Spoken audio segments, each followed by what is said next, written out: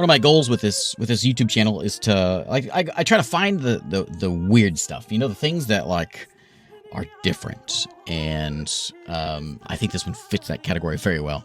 Legends of the Round Table. It's very much a CRPG. You're a party. We're a group of knights set in Arthurian legend, and you'll see it's very heavily. It is the story of Arthur. As we're of course making our way through the story, it's got very different mechanics, but the art style is fantastic, and we're going to try it out. So we're going to start with Knight difficulty right in the middle here, as we get a bit of a story. Fear not. Why have you come to my 1,000-year-old tomb? In truth, my world was not so different from yours. Deep in their hearts, humans resemble each other, and that will not change anytime soon. Dreams are sometimes more telling than historical facts. The greatest dream of my time was the ideal of chivalry.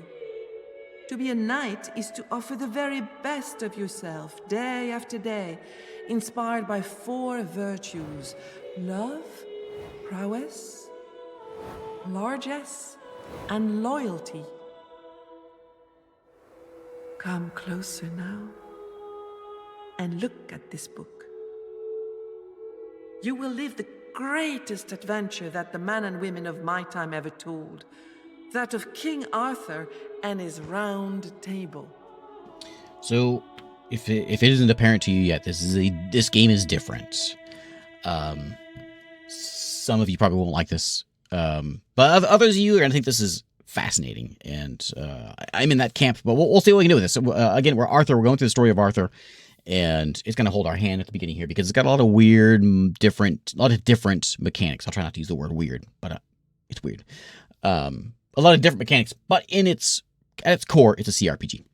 We got a party traversing through the land, through the story, and competing in competitions and turn-based tactical strategy stuff. Long ago, the Isle of Britain ruled a king named Uther Pendragon. He became enamored with Igraine, wife of the Duke of Cornwall, under a spell cast by the enchanter Merlin. The couple conceived an illegitimate child.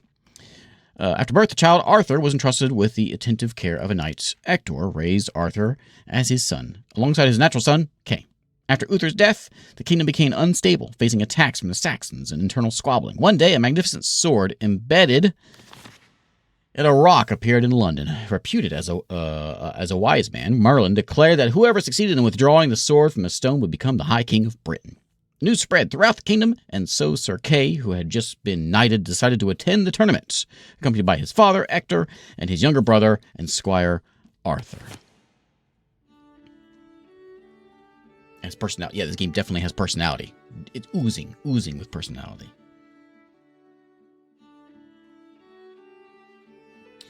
This is, when you think of indie game, and you think things are a little bit off, you know, someone sat down and made a game that they wanted to make. This is, I think this fits that mold.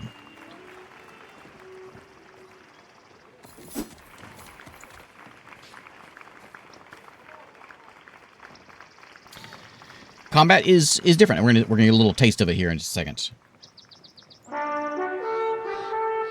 Ector, Kay, and Arthur arrived in London after a long journey. The herald goes to announce the second day of the tournament. Uther, High King, all this day is for you.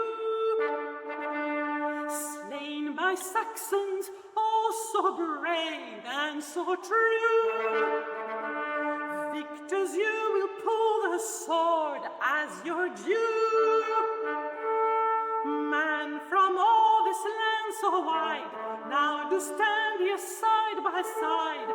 Oh, what gallantry and pride! How the hardy men did shine by their valor and their ardor yesterday. But the boldest of them all, the King of Orkney, was the victor in the fray. Oh, the blood and agony, the fearful cries when ladies saw the helmets play. All eyes were on King Lot. He seized the sword in stone, but it refused to give. He will not have the throne, for it is worthiness, not strength, that must be shown. Our knights respectfully salute the man dressed in Uther Pendragon's colours. Greetings, sires, and welcome to London, he exclaims. I am Elias, herald of this city. Normally, I like having voice acting in games, but I was really looking forward to singing that. It is a pleasure to see you at this illustrious tournament, he says cheerfully. By the way, Sir Ector and Sir Kay, you are fighting in the main event later today.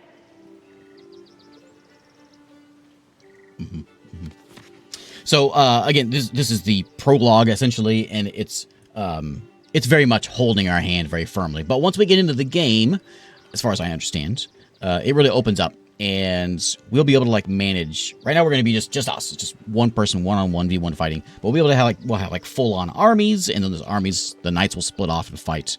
And I'll explain what's going on here, and it'll give us a little tutorial. Yeah, tell me about this battle that awaits us in the large lists. Sir Kay and Sir Ector must fight Sir Agwisance and Sir Meliant of Liss on horseback. They are formidable opponents. What about this Agwisance and Meliant? Agwisance is the vassal of King Lot, Agwisance. who was the victor yesterday on the first day of the tournament. Like his sovereign, Agwisance is an outstanding fighter. He is known to be feisty and insolent. Meliant, meanwhile, is a promising young knight.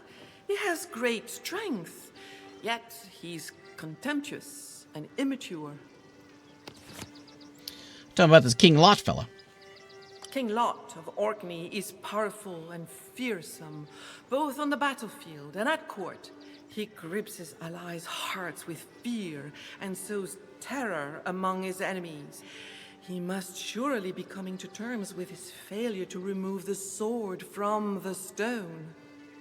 I'll check font options here when we get through this.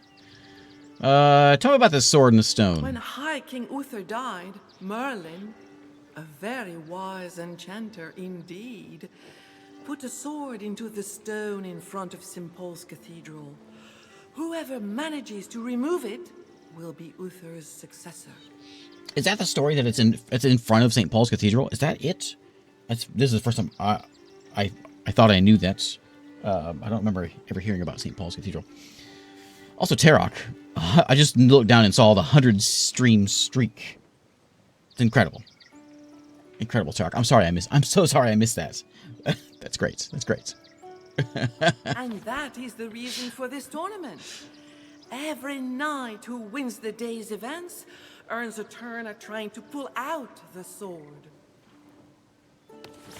Okay, I'll take my leave. Before our hero turns away, Elias says a knight is waiting for Sir Ector farther down the road. Okay, so we got a quest log. We'll go through the tutorial bits because again, it's not weird. It's very strange. It's different. There's a lot of different things. But once you get into this, you'll see, oh, okay, I kind of see what they're doing. I see how it's going. But our job is to participate in the first combat of the day. If we get a quest log and we get a key next to things, it means there's a clue about something. We got to go meet a man mentioned by the Herald. There's a whole log here on who people are. Elias the Herald, keys, yeah. We're at the London tournament at the moment. Let's close our book up here. And I can hop off my horse. Can I see some options? Do we have any other options? We got volume. We've got settings. Is my narration good enough? Everyone can hear that okay? We can map the keys. That's it. That's all you get. Looks like you can change the difficulty, though, halfway through if you want. So we'll hop off the old horse. And we can use A and D to move around, or we can... this way. We can walk faster. The further we move our cursor, the faster we walk. We can chat with this fellow over here. Hello, fellow over here. When spots our heroes, he exclaims with earnest joy, "Here is my dear old Ector. Ah, dear friend, how happy I am to see you. And these must be your sons, Kay and Arthur." Hello. Ulfius is delighted. What a long time it has been, good old Ector. Let's have a friendly duel on foot, just you and me, to see which of us has the oldest bones. He shows his former companion the blunt weapons they'd be using, but only to the first touché, he adds. Okay, this is the game's way of introducing combat to us. Hector and Ulfius prepare for the battle, both quite excited to fight each other once again. Okay, so again, it's turn-based. It's turn-based tactical game. We've got 3 action points. My head is right there. Is my screen cut off a little bit? No, I'm just kind of in the way a little bit. I'm gonna make myself real small down here. Be tiny. I'm not covering up too much, but I'm still here, just tiny, kind of tiny. So we got 3 action points, right there. And each thing we can do uses more accurate. So we can mount our horse, 2 action points. We can unsheath our weapon. I guess that's free. It's a bad example. We can slash attack, 2 points. We can thrust attack, 2 points. And the different types of attacks matters because of where on the body you attack this guy. Matters. And when we get into actual combat, that's going to be a thing. So, displayed in the menu, we can left click on it to do it. Movement in combat costs 1 action point if you're on a horse, 3 if you're on foot to move forward. So it's our whole turn to move forward. We can right click to scoot ourselves forward. When the combat gets going, it's got some character. End your turn, hit the hourglass. Done. Okay, first challenge. You can face challenges in any uncertain situation, whether or not in combat. So this is like this is the rolling the dice part of the game. You get a white arrow. Okay, see, I don't need to see the video. I'll explain it. This is the challenge. So he's going to attack me. This is interesting. I'll explain it. He's attacking me. Yeah, I got to get a 17 to beat him. My AC is 17, basically. I got to stop him from doing damage to me. I have a 4 agility. I got a +5 melee, and I got a bonus 3 shield because I got a shield. Card. Now I can hear the screams, just like Alderaan screaming out when you hear the word card. It's not a card game. It's not a deck building game. Rather than rolling a dice, you choose a 1 or a 5 or a 6 or a 9 or a 9 as your number that comes up on the dice, which is going to be your card roll. And so you're trying to decide which card you want to use. Do you want to use the big card now for defense and then use the little card for attacks? Do you want to use a big card for attack and then use little cards for defense? That's where that comes in. The whole love, prowess, loyalty, I haven't seen those come up. I just seen the numbers come up. That's the only thing that's really important. So he's coming at me with an attack. We know the difficulty because he's attacking me and I'm the one defending it. And so I need to use a card to defend that. I need to have a +5.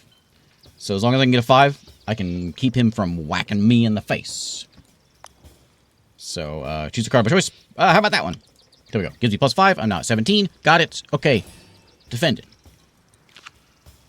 Now he goes in for his attack. And we get a cool animation. And he hits me. I'm in a position to attempt a slashing attack to hit my opponents now because he's right there next to me. Every time you attack someone, they step back. If you're attacking animals, it's different. But now we can try to stab this guy. So we can go for a slash attack. We can see Sir Ulfius right there. And there's all his hit points. We can actually go over here and like look at the guy. I think we do it that way and then right click. I guess it's already there on him. There's all his stats right there. And as he like fights, these things are going to change. But basically what it wants to do is just slash the guy. So we're going to do a slash attack. We got a thrust. We got a slash. We got a... I'm just really different. Slash attack versus a aimed thrash. I'll give me an aimed thrash. And now with an aimed thrash, we can actually choose where we want to hit the guy. This will all come in later on, and so we'll hit him in the arm. So we don't know what the difficulty is for that. If I attack, I don't know how good he is at defending, and so I can throw a card in there. I don't know what. Like, is a 1 going to hit him? Probably not. Is a 9 going to hit him? Maybe. But if I use that 9, then I won't have a 9 to defend with. But I got a 9 already there, so I'm going to use a loyal slap. I got some loyalty inspiration points I can spend as well, but I'm not going to.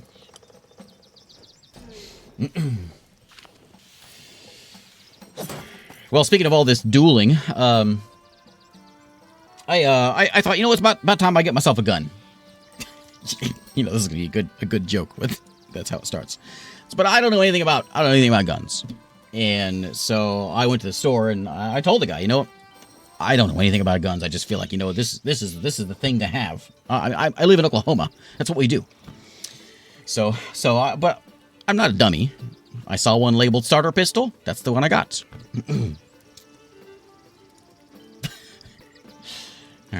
All right. Where were we?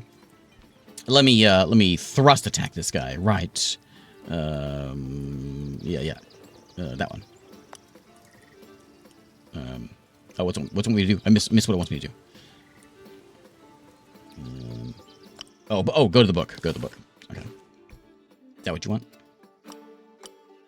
Sorry, I was too busy telling my dumb joke. I don't know what it was wanting me to do. Oh, okay. It's so much. I got one action point. I can't do anything else, so I'm just going to end the turn. Because I have one action point left, every action point I have left gets me fatigue points back. You may have noticed that whenever you attack, you lose fatigue and gain fatigue and all that kind of stuff. So we got to defend against this guy again. We're going to defend against with a... that one. Largesse is what we're going to do. And confirm that defense. He's spending fatigue to do that. Starter pistols, yeah. When you on your mark, get set, go, boom. That's the starter pistol. That's for those of you that are out of the loop. Let's go stab this guy. I can run. When you get a horse, you can like jousting. Is all in here. We're just gonna thrust attack this fella, right in his little face with a 10. I'm getting him. We're gonna put our inspiration into it. We got some points to spend. 18. And we get every time we use a card, we draw a card. Oh yeah, I hit him. I got him. Yeah, take that, buddy. Take that. Exhausted, the two friends decide to call it quits. At this rate, they won't last long, Ulfius laughs. Hector catches his breath, then thanks his friend for the fight. I didn't talk about this because I didn't want to complicate things even more, but there's this little scroll wheel you may have seen right in here. And so basically that's where he's going to hit me. So depending on how close he is, I am to defending him, depends on kind of where the sword hits. But I didn't want to complicate it too much more. How are you, buddy? The knight is in good condition, but in any case, he will never stop fighting. It is out of the question. He dreams of a glorious death on the battlefield. What do you think of this tournament, Indeed, old man? It is a great tournament, bustling with activity. Knights from all over the kingdom have come here to face off and take their chances at winning. Ulfius does not much care for King Lot. He's the worst. He thinks Lot will be quick to sow discord if someone other than he pulls the sword from the stone and becomes High King of Britain. What about the sword and the stone? I saw this movie. I just watched this movie just the other day about it. The old warrior would certainly like to have a go at it, but he's far less enthusiastic about becoming High King of Britain. Whoever takes over Uther's throne will have many an enemy. Merlin was in it. There was this crazy witch. Oh, there's this big battle they were in. Yeah, tips about this tournament? Kay and Hector could persuade the herald to give them a flattering introduction before their battle in the lists. This would make quite an effect and give them a certain advantage. On the other hand, adds old Ulfius with a laugh, it would be wise to have a few pennies in your pocket to be more persuasive. I see Six-Sided has seen the same movie. The knight holds back our heroes a moment. I saw a tearful young woman in London, Ulfius says. If you help her, she'll be delighted to choose one of you as her champion. There's nothing like the prospect of winning a lady's favor to strengthen one's courage. Okay. A lady, you say? When he hears this, Kay sneers. He does not need a lady to be brave. Ulfius starts laughing. Hector rolls his eyes and then thanks his friend. Okay, so let's go get our horse. What are we doing walking around without a horse? Go get our horse. Okay, who's going to lead this party? Is it going to be Hector, Kay, or Arthur? Well, I got a good feeling about this Arthur fella. I think maybe something might happen with him. There's our manual if you want to go look at all this stuff. All right, let's get moving. Again, we can move closer to... I can go slower, I can go faster, and this is your sort of, 2.5D side-scrolling thing as we're walking into town. We got fellas over here playing chess. Play chess in the shelter of a pavilion. The game seems to drag on and on. Got those cool magnetic pieces there, looks like. An elderly knight greets our hero cheerfully. Hello. Dressed in gules and silver crosses, the man says his name is Baldwin. Who? Baldwin is a very pious knight who usually lives like a hermit.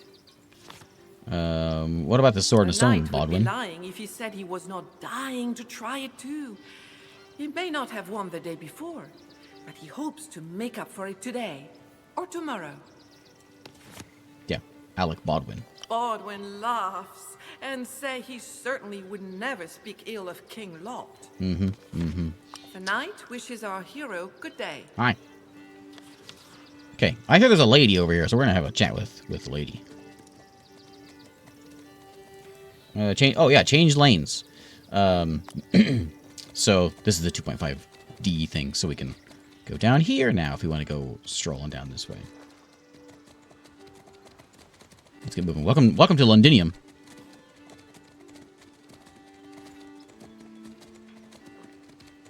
As we are, if you're playing a CRPG, we're walking into town. Amazed, our knights pass the majestic gate to London, the largest town in that's fine. all of Britain. I think we can kind of talk to like a lot of folks here. We can talk to the seller here. Behind a stall selling rare and precious fabrics, a bronze-skinned merchant with a broad smile greets our knight. The merchant, named Basil, sells the most beautiful and fine products. Hello. The man first shows muslin and camelot, and then various silk fabrics. Alpine, pale, cycloton, osterine, sandal, samite, and more. Though the names are too many for our hero to remember, he's dazzled by the fabric's colors, textures, and sheen. This voice actor is having an entirely too much of a good time. How are you doing? Basil is delighted to be selling his wares in London. The tournament brings people from all over the country, and this is very good for business.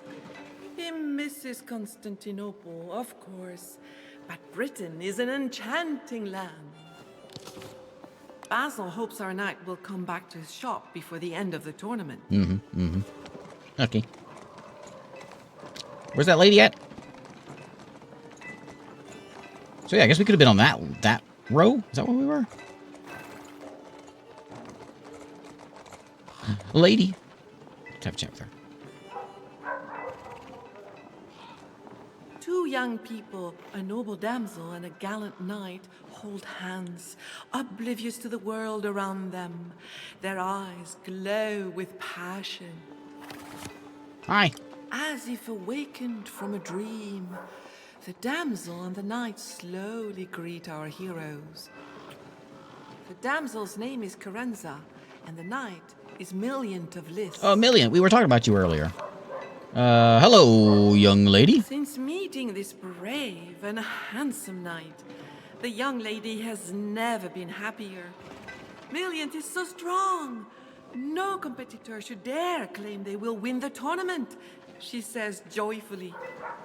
Well, I'm gonna win. Will you? Can you become? Can I become your champion? Forget this guy. In a voice full of admiration, the young woman declares that her sweetheart, Milliant, is already a champion. Hearing this, the knight puffs out his chest. All right. I'll leave you to be. That is probably who we talked to. She seems Our like. hero spot a very young lady sobbing her heart out. The sleeves of her pretty blue dress have been torn off. Kay laughs at her, but Arthur says nothing. In the end, it is Hector who comforts the girl. Her eyes full of tears, she says, "Sire, I am so ashamed for you to see me in such a state. My name is Neris, and from now on, I will also be known as the damsel with the short sleeves." what's wrong with your sleeves? It is the fault of her older sister, Carenza. Oh, Carenza, who we tore talked to off her. her sleeves.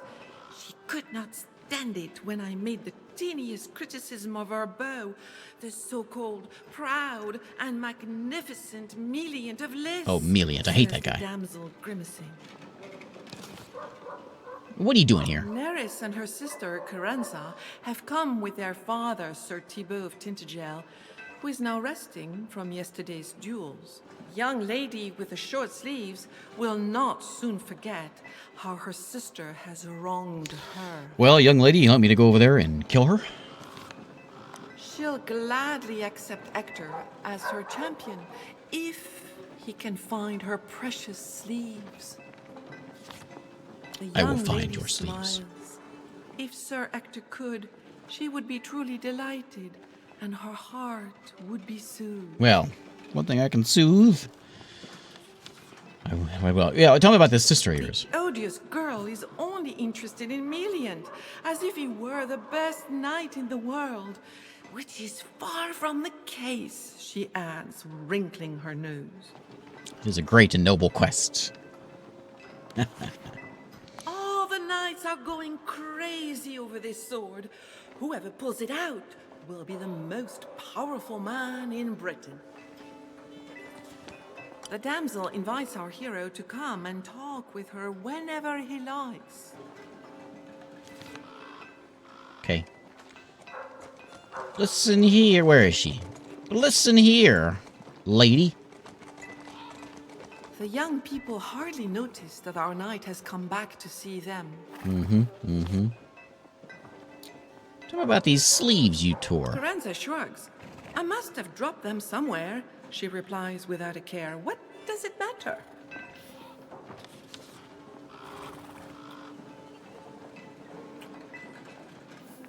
Tell me about this, this... We'll start with the first one. Carenza boasts of the strength and depth of her love for Meliant. She then recounts their first meeting by the fountain in London's wealthy district. What was that, today? Our hero sees it's hard to stop her once she gets started on this topic. By the fountain. Okay. While Meliant mumbles hint. goodbye to our hero, Carenza has already forgotten our knight. Yeah. Where's my... So, yeah, Carenza. So we have a key by the fountain in London's wealthy district. So we gotta go there. Okay, become the champion of a noble lady. We shall do that. Have the new sleeves. Oh, I have a choice. We go to... So either find her sleeves or just make new sleeves. We can just give her new ones and say, forget that. First combat of the day is fight both of them on horse. Oh, I wonder if I can do that right now. I can say, hey, you're ugly and you smell bad, and I'm going to stab you. The young people hardly notice that our knight. We got 120. It's right there. It's behind my back. That's the only thing I'm covering up some money. Carenza is a blessing. He would do anything for her. Plus, she whets his appetite for victory and glory.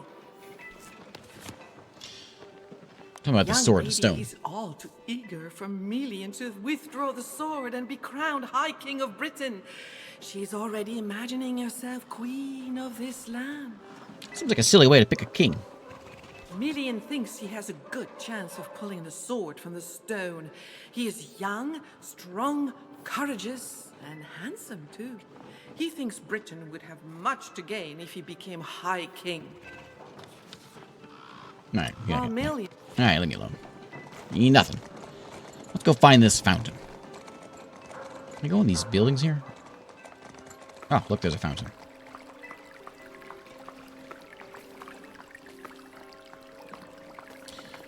Our knight looks for the sleeves pay attention to your of the younger surroundings. lady, and he finds them at the bottom of the pool. Oh.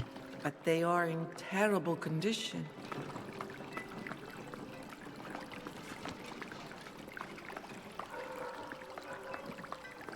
Customize building. Quest items inventory. Click on the corresponding button. Right here.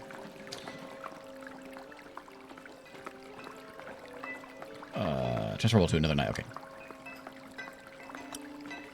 So we got some sleep. We can give it to. We don't need to give it to him. We need to find a way of getting these things clean, huh? Oh, hello, guard. Sorry, I skipped that. Well, can we do anything about this? So we do have, like, a night actions we can do and spells and whatever, but... it'd be unthinkable to return them to her in their current state. Okay, we'll hop back on our horses here.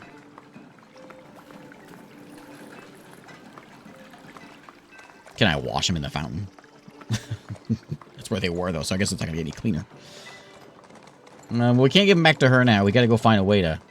at least to clean these things. Maybe I should slap her with them. Hey! I'm talking to you again. The young people hardly noted. Oh, yeah. While male...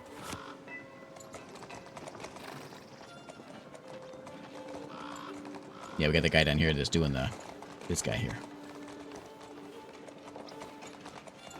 The Byzantine merchant is delighted to see our hero, whom, once again, he greets eloquently.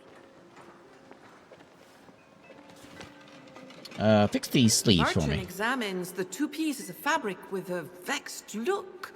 Sire, he says, what happened to such beautiful sleeves? But fine, I will take care of them. It will cost you nothing, only 60 pennies. Which one is it? Let's talk cheaper. So I can use, let's use a face persuasion challenge. Each dialogue choice corresponds with a knightly virtue. If you select a dialogue choice, you can only play cards from that virtue. Oh, great, that's working. To persuade someone, There's a little helpful thing that goes face a persuasion challenge. Yeah, got it. Okay. Well, I've got loyalty. I don't have any. I do have love cards. I got both. I have all love cards. Let's do. I have a love 9. Let's do some love. Some challenges allow you to change knights. In this case, banners will be clickable. Click on. Doesn't matter who we have. So, like, I guess we got grace, trading, and bonus. Is anyone better at this? So you're a 6. You're a 4. Arthur's a 7. So Arthur's going to do it.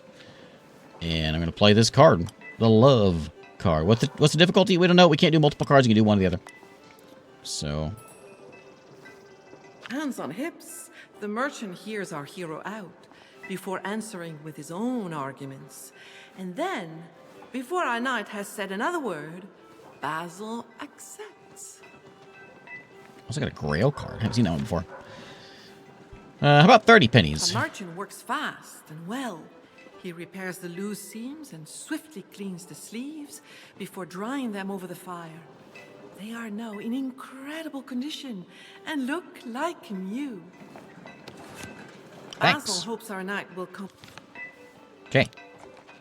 Let's go talk to the lady.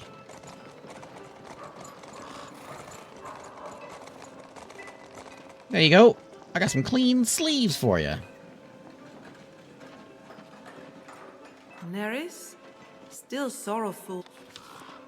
The young girl wipes tears from her eyes.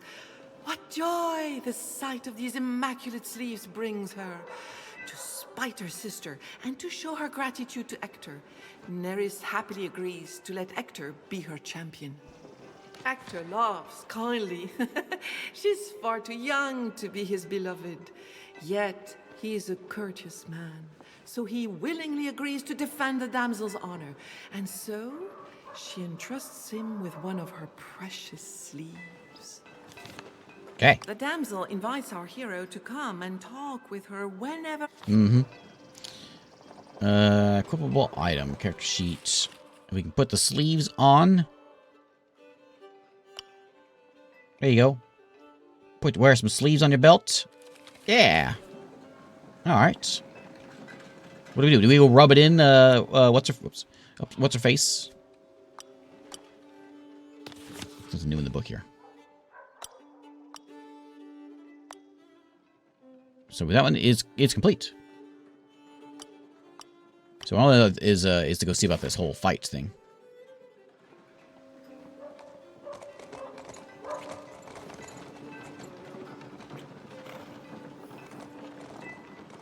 So let's go. Actually, let me go see about those guards real quick.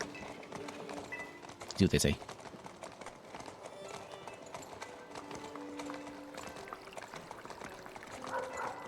The two guards guards stop our hero again. He may not pass. You may not pass. Chivalry? Oh. I'm gonna go slap this guy. You know, honorably. There may be something else. I guess we can talk to him one more. It might be this is what we need to do. Our hero returns to find Carenza angry. Oh, no. How can this be? Hector gave the sleeves back to her little sister. Milliant, in turn, grows angry with Hector.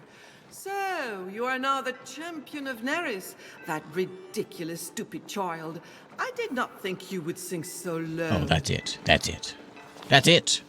Someone hand me the gauntlet. Well, I'll be laughing once he's eaten a mouthful of dirt in the tournament.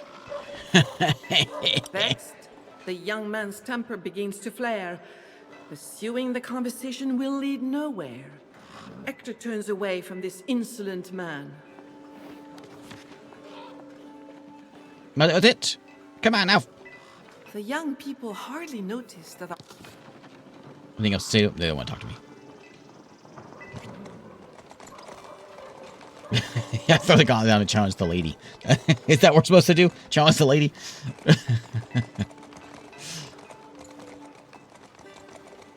Where am I supposed to go right now? I got the, I did all that. Let me see here. My quest is just to wait until, click on a, fight. I haven't met Aguazens. Oh, how do you say his name? Fight him on a horse. I gotta figure out where that guy is. I don't know where he is. Do we see him in here anywhere?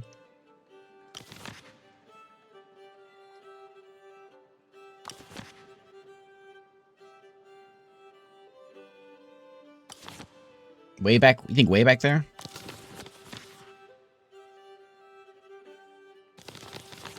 This is like all the story stuff.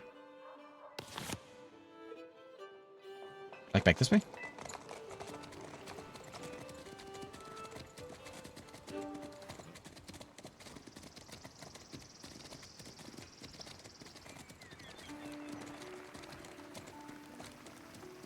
We can go switch over this side and down here. They're not playing chess anymore. Let's see what's over here before we run back that way. Click on those. Oh, that looks like a turning grounds. Arius waits for our knight's signal to announce the next battle. Aguisance and Milliant also stand ready to face off against Hector and Kay. Ready to fight. Emphatically and poetically, the herald proclaims how Aguisance has accomplished such fine feats thanks to his ardor and daring. He also introduces Milliant of Lys, whose strength is well proven. Then it is Hector and Kay's turn. Though Elias praises the experience of the first and the ardor of the second, our knights feel he could have presented them better. Now, let the duel begin. Alas, Arthur lost Kay's sword. Kay spitefully accuses his brother of being a bad squire. It's impossible for him to fight without his trusted sword. I know what's going to happen next. Here he is, stuck on the sidelines. Fortunately, Orpheus arrives to fight alongside Hector. Okay, take an initiative challenge to determine which side will start the fight. Okay, I don't really care who starts the fight. I will just use, I'll just do my love. I'll do the love card just for one. I don't care if he gets to go first.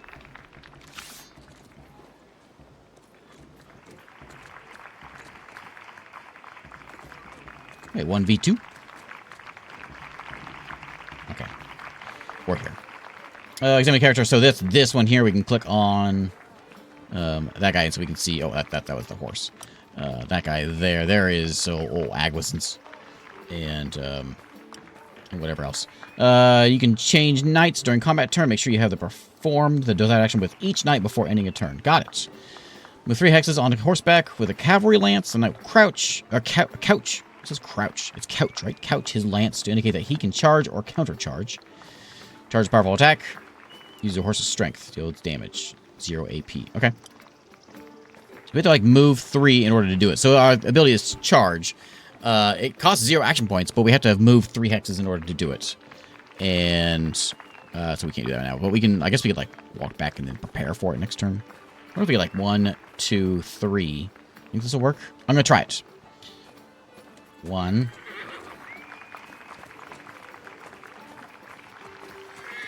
2, 3. Charge.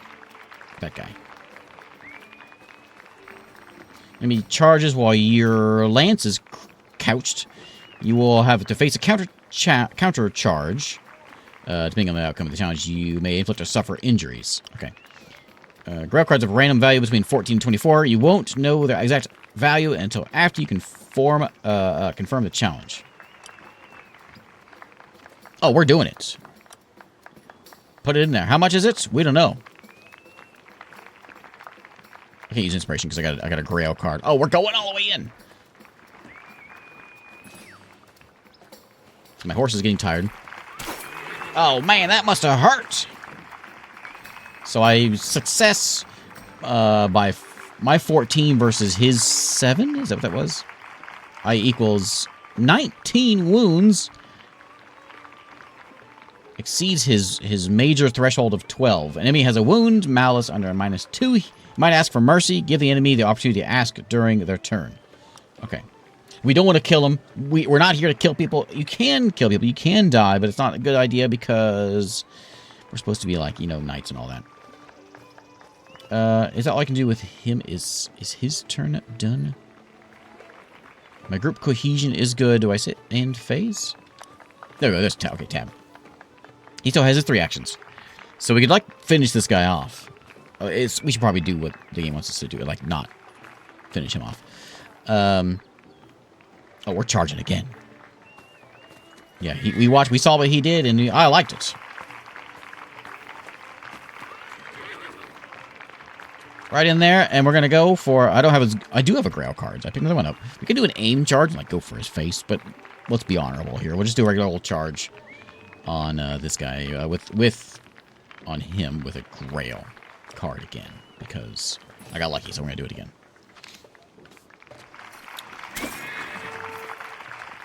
Take that. Take that. So I got him in the leg. That guy's got some cowardice points. Cowardice points? That's right. Enemy is asking for mercy. Except I must pass the challenge. If you accept, your level of opulence will increase. Otherwise, you will lose honor. Okay. So I got to pass. So he's asking for mercy, so I will pass.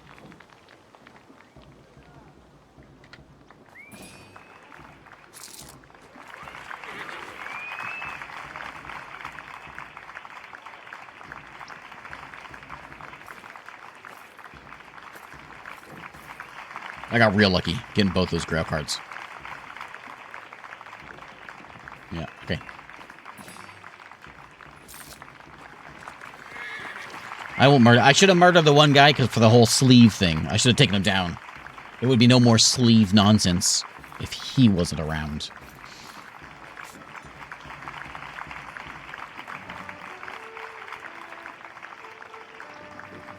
Graceful and precise, our knights fought with fabulous power and speed. How beautiful to see such a duel. Spectators were awed to watch young knights defeated by 2 older warriors. Older? Elias proclaims Orpheus and Hector victorious. Kay will have one last chance to shine. The next tournament will pit Kay and Bodwin against Orion and Brastus. But for now, those who have just fought should go and rest. Kay, red with rage, orders his brother to find him a sword, and fast. Feeling ashamed, Arthur only has himself to rely on. Go get it, Arthur. Go get it. Go get it.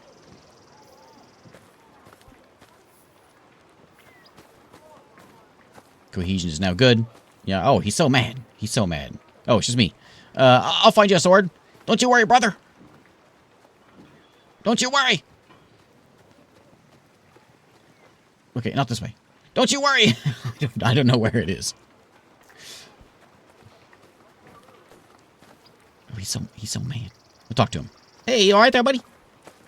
What seems to be the problem? I cannot grasp how Arthur could have made such a blunder. If the sword was forgotten at their last stop before London, it would take too long to go fetch it and be back for the next fight.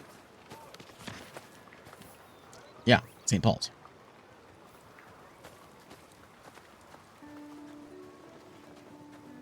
Nothing in here. I click on it. Well, we gotta go into London, right? Maybe we can go through where those guards were. I should have taken a horse.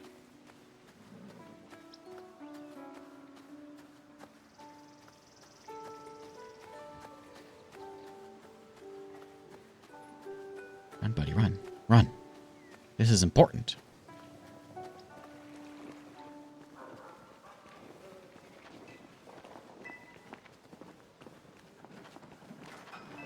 Let's run all the way down to where the fountain is.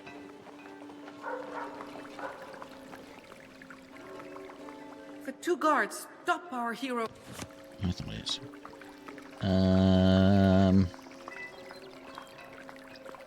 What a lovely fountain in the middle of the square.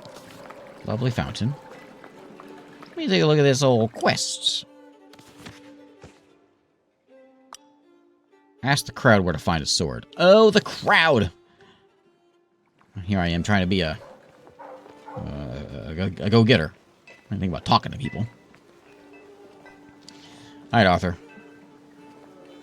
I'm back.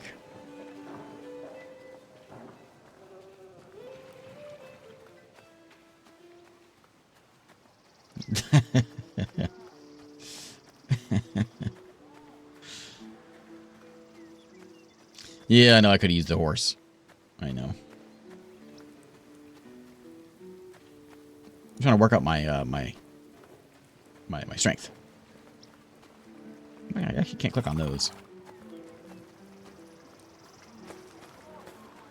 That one, yeah. Excuse me, mister. Bodwin smiles broadly as our hero arrives. You know where a sword is? Bodwin is very sorry for him. After a few words of encouragement, he tells Arthur that there is an old man outside the city who might be able to help him. The knight wishes our... Oh, my, I was just talking about that horse. Take the horse.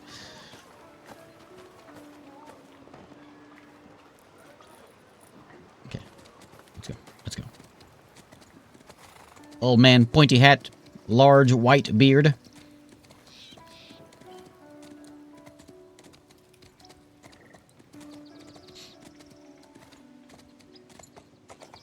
Beyond the palisade on the outskirts of London, a moor grows full of wild weeds, and the ancient Roman road runs through it. Oh, what's hidden through here?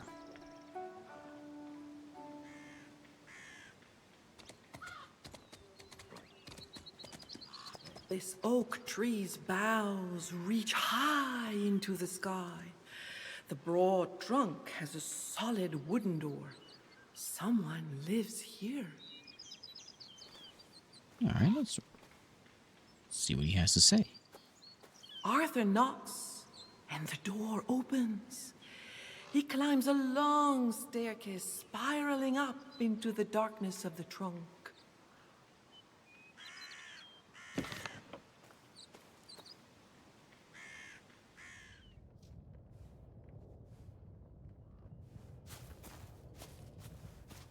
Okay. Hey there, mister. Where's your hat? The inside of the oak tree looks more like a nest than a home. There are natural elements all around. Stones, painted or engraved driftwood, mistletoe over the hearth, and above all, a prodigious quantity of feathers. An old, sickly-looking man with a humped back greets our hero in a weak voice. He's peeling lopsided, yellowish tubers. Hi. Welcome to my esprimoire, young squire, says the old man in a hoarse but warm voice. My name is Linnerm. I see what he's doing. You dying, old man? Lenorm sighs and replies plaintively that his back hurts so much, and he has so much rheumatism. Oh, indeed, every day is an ordeal. He does not think he will be around much longer. What you peeling there? The old man smiles and says, "It's an extremely precious tuber. I brought it back from a long voyage across the sea. It looks like an apple, but it grows underground. I had the idea this morning to try frying them."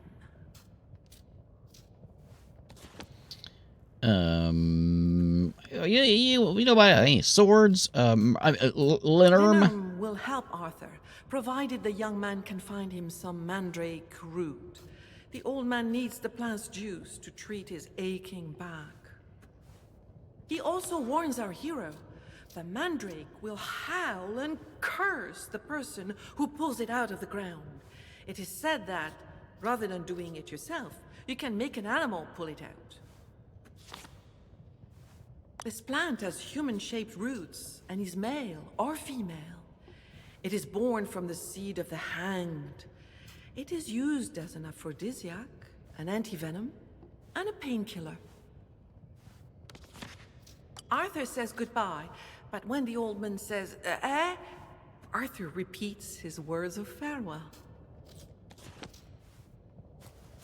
Okay. It's pretty weird living up in a tree here, old man.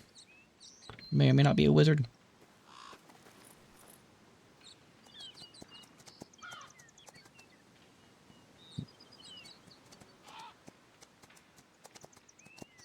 Let's go find a mandrake, I guess. We gotta keep our eyes open.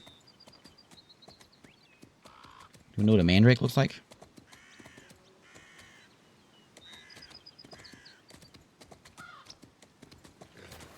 Oh, hello. Hey, doggy. The dog pays no attention to our hero. So busy is he scratching and clawing at the ground. He must be looking for a long-forgotten bone from a hanged man. Must be. The dog pays no attention. Yeah. I don't have any items, do I? No. A dead yew tree, stripped of its needles, looms ominously. It is the hanging tree of life. This rope will be perfect for uprooting the mandrake, once tied.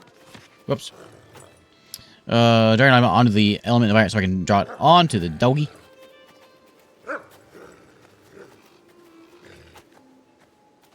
Using the rope, Arthur approaches the dog, who starts to growl. Take it easy, doggy. I'm not... Oh, difficulty 6. We can do that. We got some loyalty. Yeah. With firm, stern words, Arthur coaxes the dog into letting him approach. Our hero slips the rope around its neck and ties the other end to the mandrake. He whistles, and the dog runs off at full speed, pulling out the magic plant, which screams a terrible curse at the dog that runs away as if the devil himself were on its heels. Arthur retrieves the mandrake that has finally stopped squealing. I wanted to see it happen. You have those bones? No? Okay, okay. Well, alright. Let's have a chat with old Merlin. Learn him.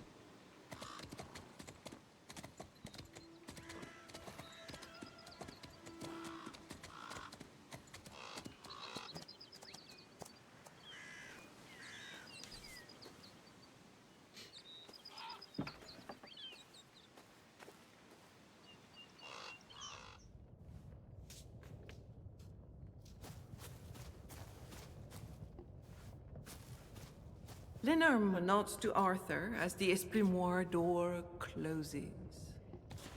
Here's your mandrake. The old man is delighted. To thank our hero, he gives him a grimoire and a purse full of pebbles. Use the inscription inside to enchant the purse, says Linurm kindly. With a wink, he adds that there is indeed a sword along the way, beyond the 2 guards posted in front of the stone enclosure inside London. I can't get over there, though. Grimoire. Allows you to create general and quest spells. Once created, general spells can be used at any time. Used at specific contexts. Okay. Create a spell. Allows you to see and modify the next 3 cards in the stack. Add 2 cards. So we want to go click on that one. Create a spell. Use 2 cards from different seasons. So we'll have, I don't know, prowess and love. And we'll cook it up. And we have better spells now. Once it's created, it appears in the spell inventory. Will be usable once the grimoire is closed. Okay, quest spell. Each of these spells have different conditions to use and powers. They allow you to progress in your quests. You will need to pay attention to the details of the story. Cast a spell. Click on it. Illusion. Okay. All right. I see what's going on here. My brother's probably forgotten about me by now.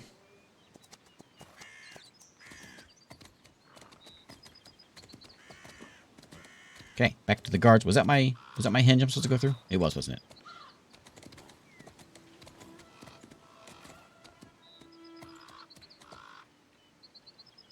Okay.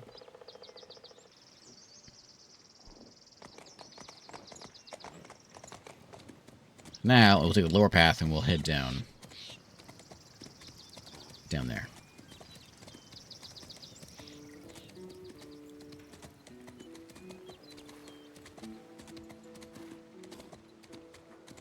And we'll cast a spell. I suppose we'll put a disguise on ourselves so we can walk in there. Seems like a bit of a stretch to get a sword.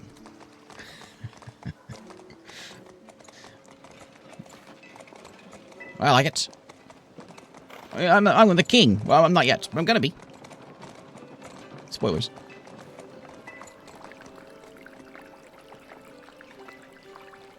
When Arthur casts the spell the old man gave him, the purse begins to bleed. And inside, the plain old pebbles have turned into precious gems.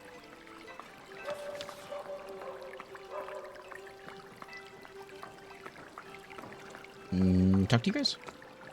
The 2 guards stop our hero again. He may not pass. This is the right spot, right? Oh, give him a purse full of precious Guards gems. open their eyes wide and pounce on the purse. Consumed with greed, they are too busy fighting over how to divide the gemstones to pay Arthur any mind. Mm-hmm.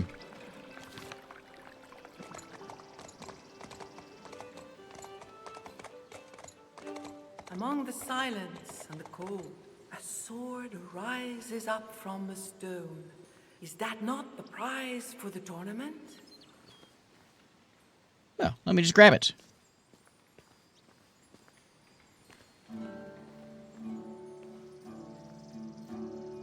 Now I see the sword there gleaming, and I silent and trembling approach the rock to seize the sword. Oh, what rare and... You, what have you done? Cries an angry voice to the terrified Arthur. Get out of here, you beardless squire. Do you think you are the next High King?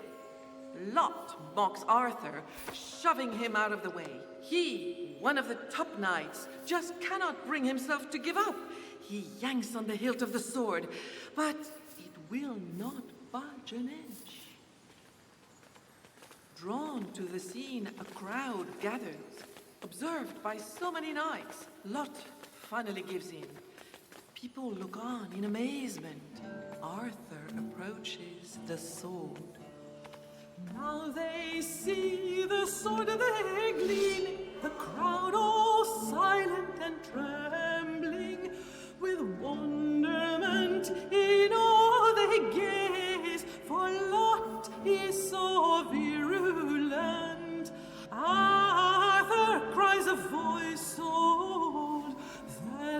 has come just as foretold.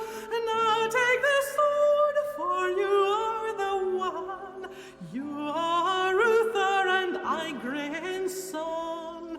By my own hand, you are the true heir. So does Merlin then declare. Yay. I need more games with singing, you know? I don't have enough of those. The coronation took place in the Cathedral of London the following day. After being proclaimed High King of Britain, Arthur did not forget his brother and appointed him... whatever. Prince? I don't know what that is. Seneschal? A great feast was held, and so the High King came to tour his kingdom, visiting the city and meeting his subjects. For days on end, barons and ladies, buoyed by jubilation and hope, came to pay their respects to the High King. Some of the nobles who were sent gifts from Arthur insulted both the messenger and the High King himself. After the incident, the rebellious barons and kings, led by King Camelot of Orkney, challenged Arthur's authority, defying him openly. The High King had to come to an aid of Leodegrance, king of Carmelides, whose castle was under siege by King Rince. After the battle had been won, the king was resting in King El's castle when he met his host's daughter, the beautiful Guinevere. He fell in love with her at first sight and asked for her hand in marriage. The young woman agreed. Old Leo gave them his blessing. Since he knew trouble would soon break out, the High King hastened to Caerleon Castle, where he set up court. Okay.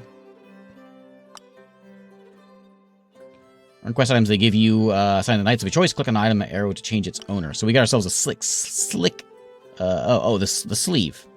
Gives us +1 will. Well, Hector had it, so we'll give it to Hector, I suppose. You know, Arthur's got some points.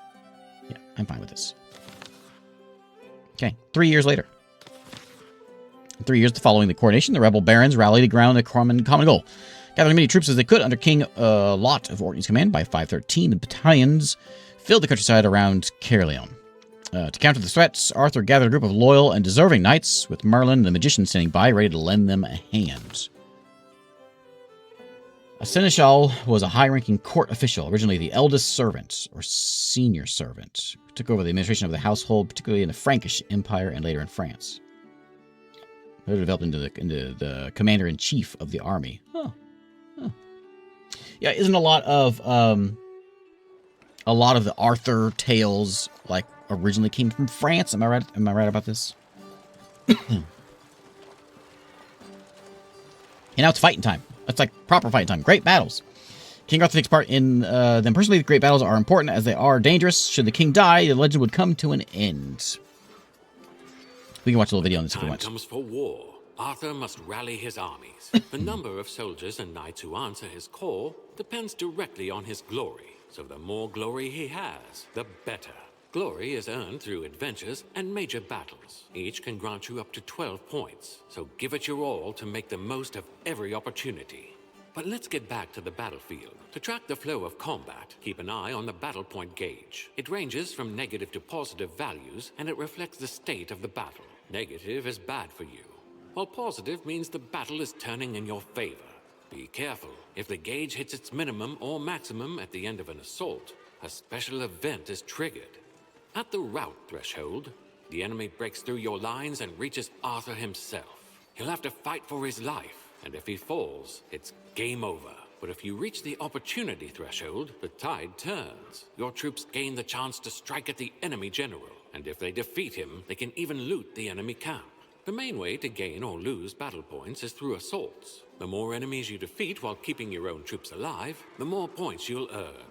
Between 1 and 2, depending on your performance. Take down their lieutenant as well, and you'll score an extra point. On the other hand, if you lose the engagement, you'll lose 1 to 2 points by the same rules, plus 1 more if your own lieutenant is defeated.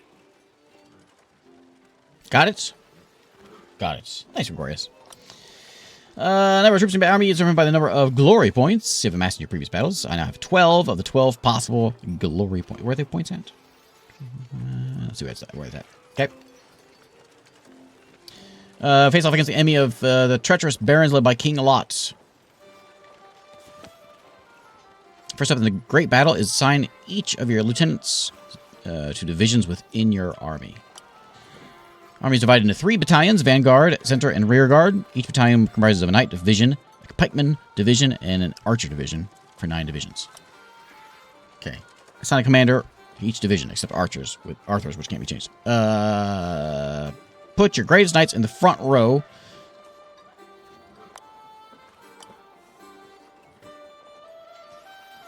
I don't know who the best knights are. Urien, you can go there. And then... Oh, Arthur's there. Okay, and then there's Kay up that way. And everyone else is... Okay, yeah, I like it. Can we do these 2? Ulfius, Ector. Okay. Yep. Confirm.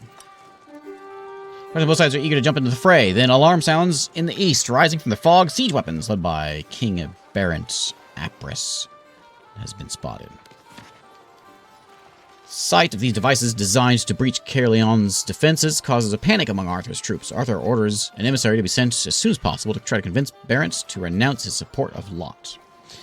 Camera scrolling, click the left arrows to refocus the view by troops, or A and D does it also. Okay. Who's gonna do the talking? Commander of the Knights, pikemen, archers, pikemen. We want someone who's good at stuff.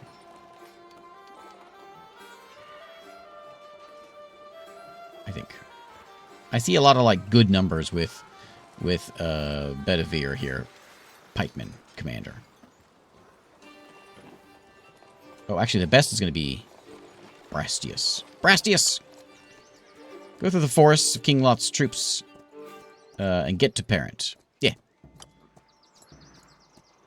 Just need the emissary to leave. Go over there and go talk to that guy. We got difficulty 12. We only need a 5 to do this, so we're just gonna do a 5. I don't want to. There's no need to go crazy with it. So keep the good cards for rolls that we do need.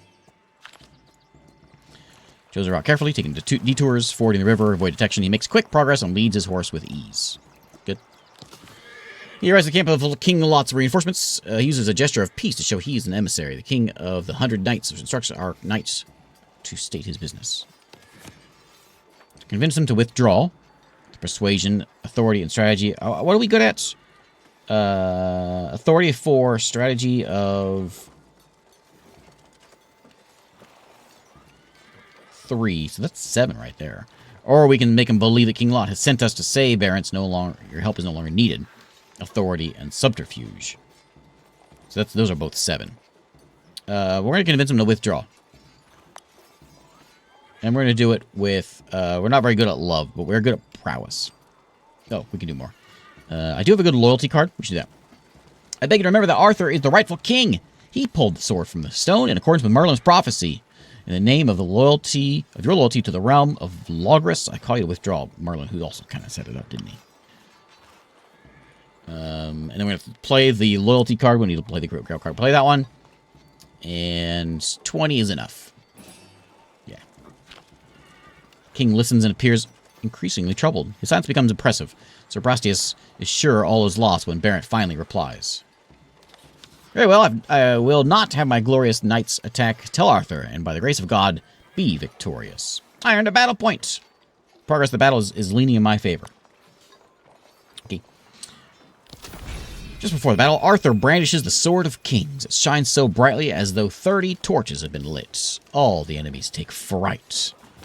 Two armies face each other on a muggy late summer morning. Arthur can't wait for the battle to begin. He still has to prepare the first charge by his knights, who will fight lots of followers. So lead the charge with Urien or Kay. I don't know. Let's send Kay in there first. Kay, get in there. Look at they've got on their heads, their lion heads and whatever that is, heads.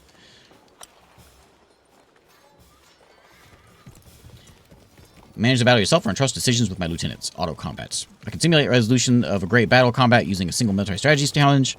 Save me time, especially my troops are superior to my opponents in number and quality. Are they? I don't know. If you fail this challenge, your lieutenant becomes injured or in a coma or even dead. Don't choose auto combat if you're not willing to take that risk. Well, let's do an auto combat so we can kind of just see how it plays out. Sense and strategy. Does he have that? And so, yeah, he's got it. He's got it. It's even, but we're gonna watch it. Let's see what happens. I guess I'll influence it with military strategy. We're gonna throw in a bunch of.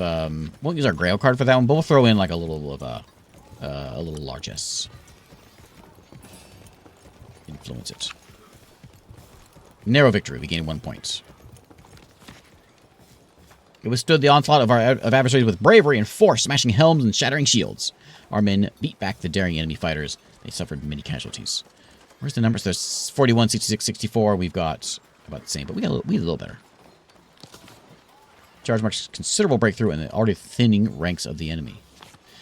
On the heels of this well-executed offensive, High King Arthur intends to take advantage of the unrest spreading through the opposing ranks. The pikemen will soon take over against Lot's followers. Here you are at the second assault. Number of assaults planned for the battle is determined by the size of the armies involved. Current assault is indicated at the bottom right-hand corner of the screen, which is... well, it's turn 2 of 3, which I'm sitting in front of. It can be shortened if the battle points reach the route number. Okay.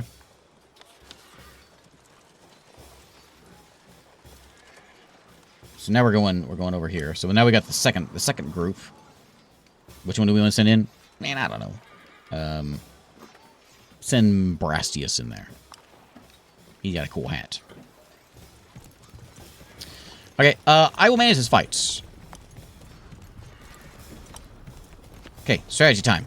Big black rain-soaked clouds speed across the sky. Will the lieutenant be able to turn the situation around in his advantage without exposing his troops? Oh, he will, because he's going to go and love his troops. He's going to give them a big old hug. You know what? I'll give you a point of inspiration. Oh, difficulty 14. We got it. I don't even need to use that. Actually, I'll just use this one. No, I won't use that one. I'll use that one. That will succeed, so we'll do that. Our men taunt the enemy, who follow them into the clay-filled valley with scouts who followed spotted earlier. Fighters manage to climb out just as the rain starts to fall, but the enemy fighters, sinking and bogged down, are soon exhausted. Enemies are tired. Oh, just weepy.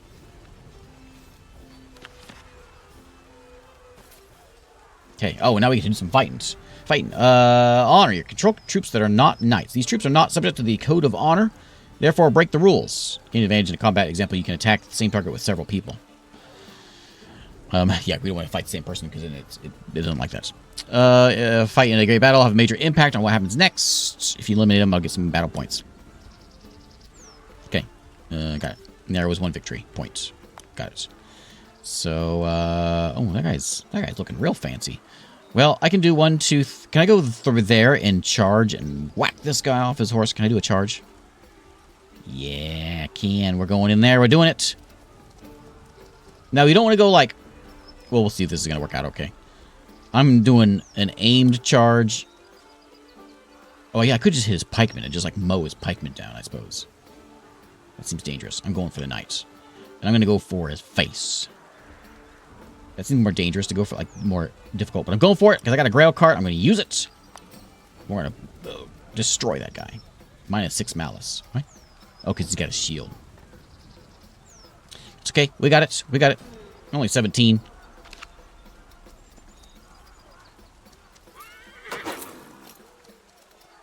He blocked it with his shield. Is that what happened? Oh, his lance shattered into pieces. Well, don't do that.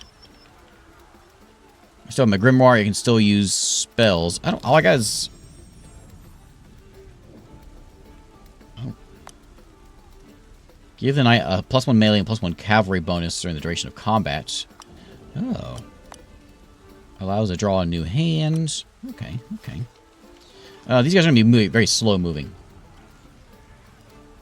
Yeah, I think it failed because he ended up breaking his lance. So let's move everyone up.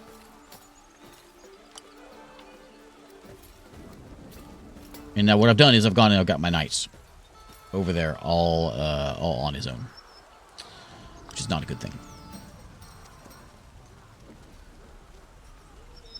Okay, so when facing a defense challenge, total score does not exceed the difficulty. the location wheel shows where I'm going to get hit. So right now, it's going to, I guess I'm going to dodge. I'm not sure. So if I do like love, it's not quite an, yeah, I get it. Resisting wounds of your knight. If an area of the body reaches -6, the knight will fall unconscious. He'll die if he reaches -6 in one single hit. Aim for a special square that will prevent any damage to the knights. And one special square can be present at a time. Binding steed and dodge. Oh, so it's on dodge right now. So if I do nothing, I'm just going to dodge the attack. Is that what it is? This is what it's saying? I'm going to try it. But I didn't read that right last time, I guess. Okay. I'm going to... it says dodge. Yeah.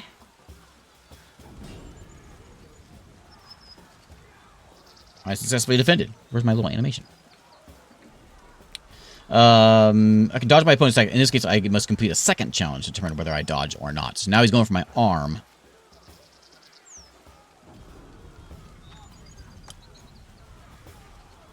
I'd rather him not hit me in the head.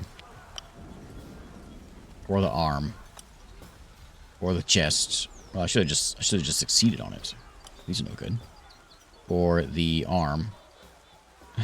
Okay, these are not as good. Or my right arm. Well, I'll take the big card, I guess, and just take 2 to the chest. Or I could take 3 to the right arm. I don't want to take... I'll take 2 to the chest. Oh, I could have used my... Oh, no, I don't have any inspiration there.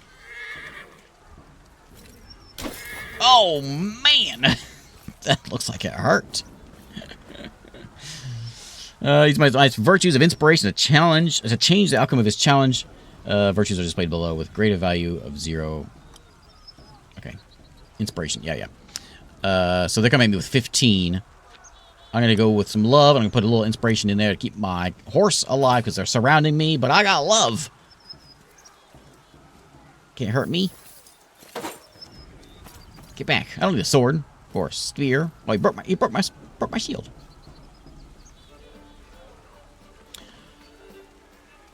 No, okay. I got to equip a sword, yeah. I guess you go first. Draw your sword, and let's just slash attack. Let's take down... I could move back and try to take out this guy. I don't think I can get over there. I don't think I can get over there. Let's just hit this one. And I won't use the real tough one. I gotta save my good cards for defenses. I'll do a 15. Major wound. No, that was bad. That was on me. Oh, I see. Is it wrong the other way? Shield cracked to the belt. Where's the... What just happened there?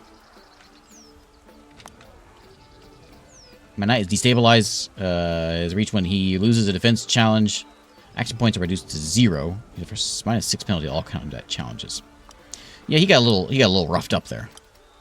Let's not let that happen again. I think we want to thrust attack at this guy. We could just stab him in the horse. We could just take his horse down. Oh, no, we'll just stab the guy. I'm going for no, I don't know. I think you want cowardice minus, not cowardice plus. I don't know. That's only a 14. I have some kind of low cards. Okay, I'll do that just in case I need a good card later on. Fail.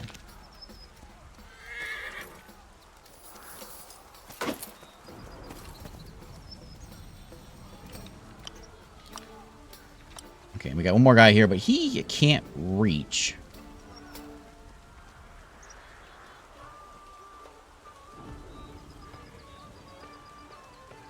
Run gives me what? Double the distance covered in one round of combat. Can't use charge. I can run. I can get up here at least next to my friend and help him out a little bit. These two can handle. I'm going to run up here. Good run, buddy. Okay, so he's a little worn out. One action point doesn't do me anything other than just get me some fatigue back. Oh, you have a shield. Keep your spear out. Okay, coming out of difficulty 12. I can defend against that one like that.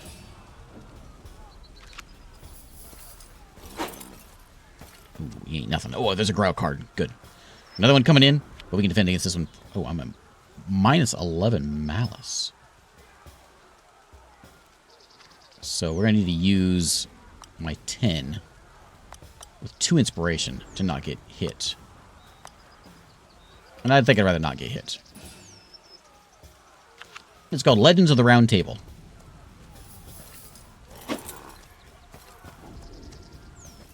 Surrounded, yeah.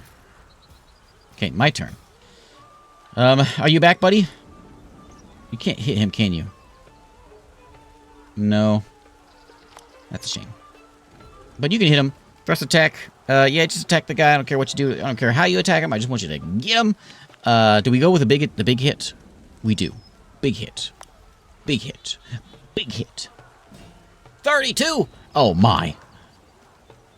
A bad day to be a knight. Wait, what happened? What? Did he defend? I'm missing what's happening over there.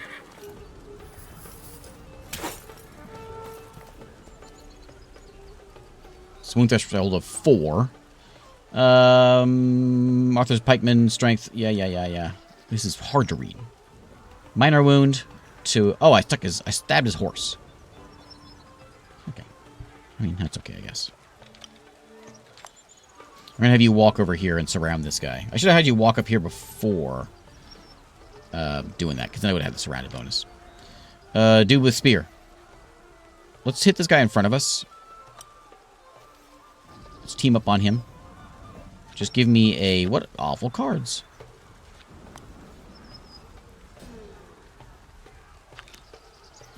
Oh, what terrible cards.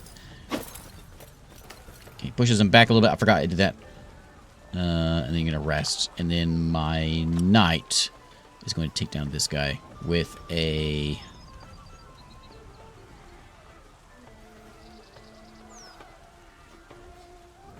I do have that, don't I? Draw a new hand. I do have that, because I got awful cards. Use 2 consecutive cards from the spring season. Love. Okay. Well, I can't do that because I got just 1. Okay. That's fine. We can hit this guy still.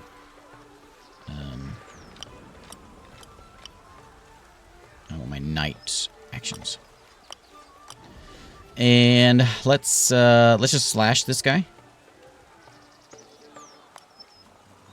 You got no damage or anything. We'll use the big one. Not very good.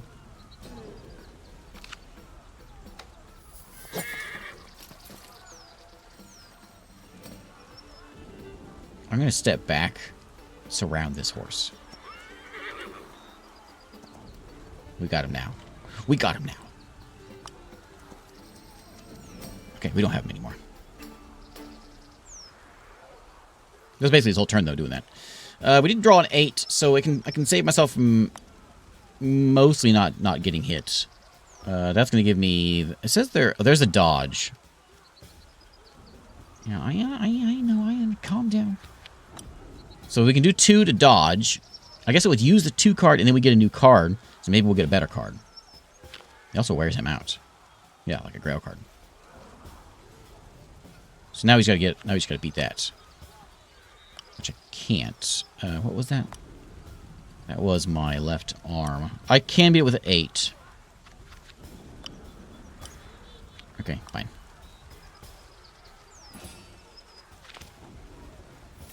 Two grail cards. It's sort of like there's some like D&D systems out there that kind of does that, where it reminds me of these cards where like you roll the dice. I've heard of that, just even D&D using that, where you roll the dice like ahead of time, and then you have an array of numbers that you have for that combat or whatever. And then when you're in combat, you don't roll the dice. You just take the number that you rolled among your assortment. It's kind of a weird system, but it's kind of neat because it adds an extra level of like strategy of, do I use my big attacks right now, or do I use them for whenever I need like a good saving throw, or do I just throw away the garbage ones in this little fight against goblins? You know, I like it. That's what I'm trying to say. Defending against this with a 7, I cannot, but I can dodge you. I will. No, I do want to use a. Oh, and I don't want to use a card because if I use a card, then it's not going to be a dodge anymore. Last time I did this, it got worse. I guess I can use a Grail card. I don't want to, though. I don't want to. But I will. I don't want to. Maybe I shouldn't have. Maybe I should save those and I should let him just get hit. Okay, my turn. Well, let's... So I could move him here. That way I've got him like a little bit... I think I get a bonus for him being there. Is that better than dealing with this guy? Let's try it. Over here. So now if you attack this guy... -2 that. I think maybe... is that maybe? No, that's just the weapon he has. I'm not sure. Let's throw in... We'll throw in a big one. Success!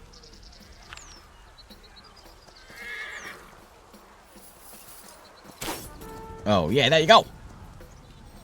Oh, right in the face! Oh, no! Right in his head! Where'd the horse go? Okay. Nice, nice. Okay. I'm going to leave him there because I think I'm getting a bonus, but I'm not entirely sure. I could, 1, 2, 3, come over here and charge this guy and just mow him down. Can I charge? I can do a thrust attack. Can I do... I don't have a charge because I don't have a lance anymore. I cannot charge.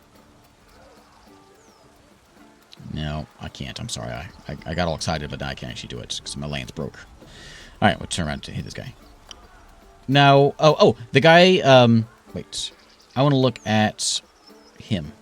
So this pikeman has, he's got a little fatigue, and that's it. His body's fine, though. This guy's head is not feeling good. I don't think I have any, I don't have any, like, charge attacks anymore, right? No. So we'll just slash that fella right there. We're going big. Let's get him. 28.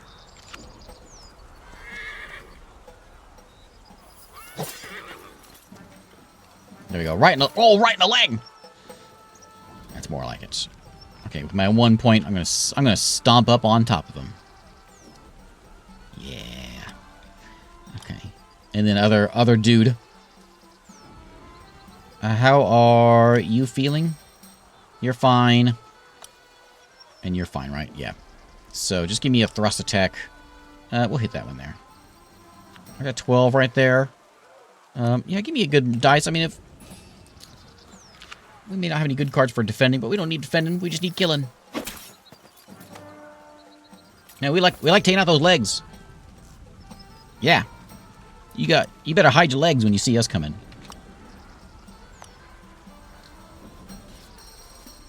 Okay, we got a defense, but he ain't nothing. So we got this one. Oh, I should have used my love card. What was I thinking? I should use it just to get rid of it. Oh well. Okay, my turn again. I'm gonna let this guy have the glory. No, we should give it to this. The other guy. He's the one who did the first kill. Go for his head. We want an aimed thrust attack at his dang face. Yeah. Ooh, 21 already. Oh, we're going for it. Give me the big numbers.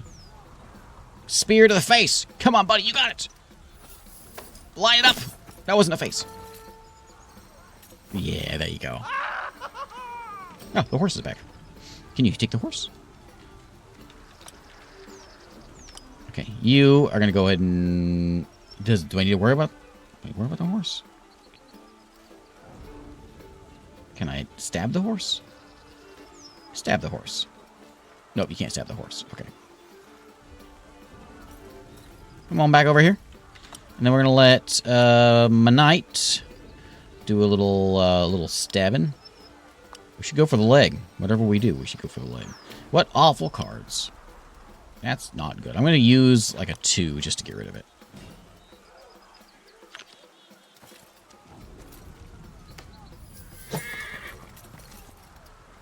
No good. And then we're going to go for another lousy attack.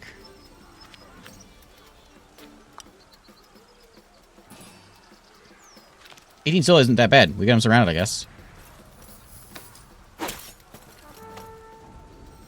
In the leg. Yeah. Hide those legs. So +1 cowardice is a bad thing because he gained cowardice for running away. I gained 3 battle points, which is enough. I think that gives me 4 battle points, which means I think... Oh, my microphone is in the way. That's a 4 right there. And so I think that means that we won. Fighters violently impaled the enemy with their pike. They split the imposing ranks, whose cries rose from the plain of Usk. Formidable pikemen just decimated their opponents. In melee, men and horse, friendly and enemy combatants, archers, pikemen, and horsemen of all banners all become indistinguishable. In the distance, a group of felon knights moves away from the rest of the army. It's time to take advantage of our troops' rapid advance and move deeper into the fray and perhaps change the outcome of the battle.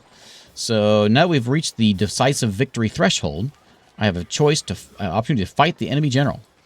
Choose my Lieutenant Kefrel for a tough battle is about to begin. So who is going to take out this fella? Urian K, Brastius, Bedivere, Bodwin. Look at them all. Oh, I don't know.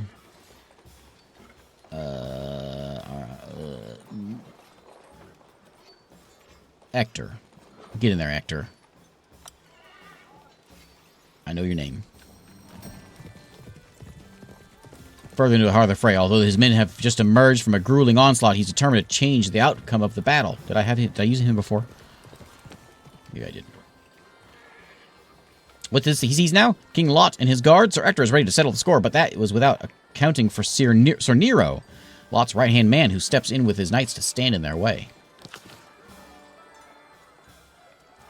Okay, let's do it again. I'm not... Oh, yeah, that's not going to be a good day. So I could charge up there, but I'm not going to do it. Oh, yeah, it's me and archers. Maybe I shouldn't have done that. Is his sword on fire? You got flaming swords? I don't have any flaming swords. What's with these lousy, lousy cards? It's possible they run... I have a chance to do a good charge, but I'm going to be stuck in the middle, and I'm going to get surrounded, and I'm going to be dead. So I'm going to just do a rallying cry. Do we have any cowardice on us yet? I don't think so.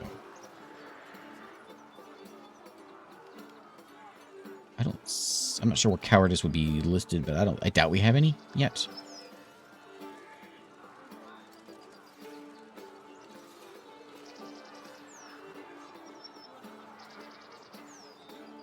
I think I just sit here. Well, let's see what the archers can do. What's your range on this thing? Indirect bow shot. Yeah, that one right there.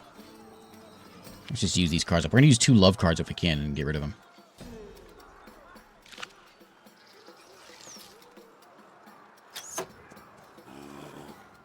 Oh, it's stuck in his shield still. Look at that. Okay, this does seem like a bit of a situation. 2 love cards.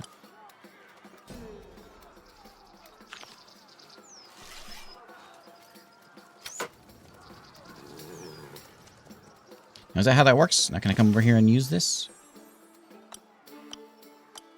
I've done it. How do I make it happen? Use 2 consecutive cards from the spring season love. Done.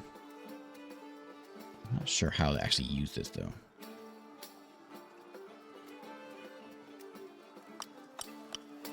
Maybe I don't know how to do... Oh, maybe I'm supposed to put it in here? Oh, I go in here, and then I select the love cards in the screen. Okay, that makes more sense. Are you guys too far away? You can't do any, Oh, yeah, you can. So let's do another,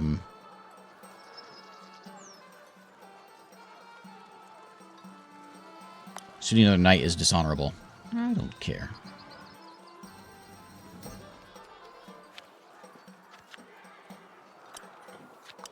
These are a good way of cleaning up our deck, though.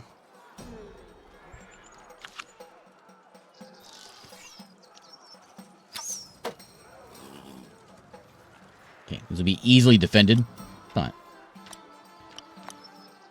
that's fine. Another indirect shot.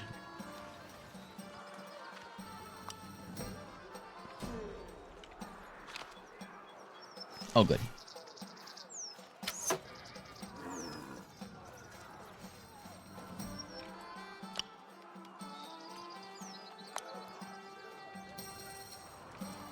We'll get this guy with a 3. I keep drawing 1s. Okay, then everybody but the knight. Which the knight, I could do this thing where I give him +1. It costs 2 cards of value 11 for me. Oh, 11. That's a lot to give him +1. Fills action points. Gives 4 different season cards of value higher than 3. Use 3 loyalty. Removes the effects of poisons, curses, and illnesses.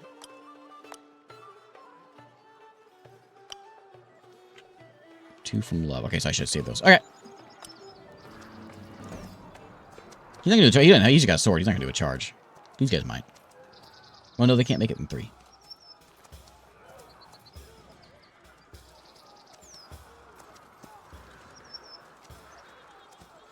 Seems like maybe I shouldn't have sent the archers on this fight.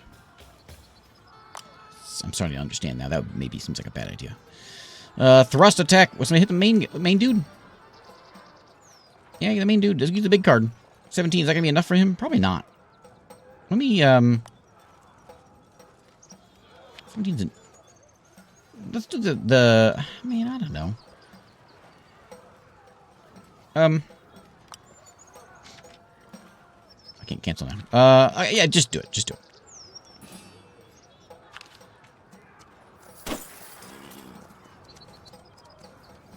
There we go. He is destabilized. Nice. I like that. Let's put everyone on him. Can I shoot him? I can just shoot him. This guy here. So, he's a 9 on him.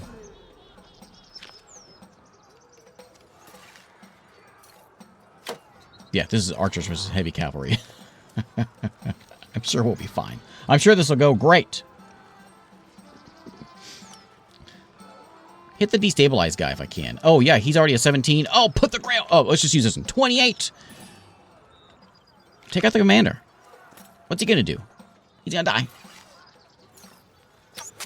Oh, man. That's got to hurt. It's right. Islet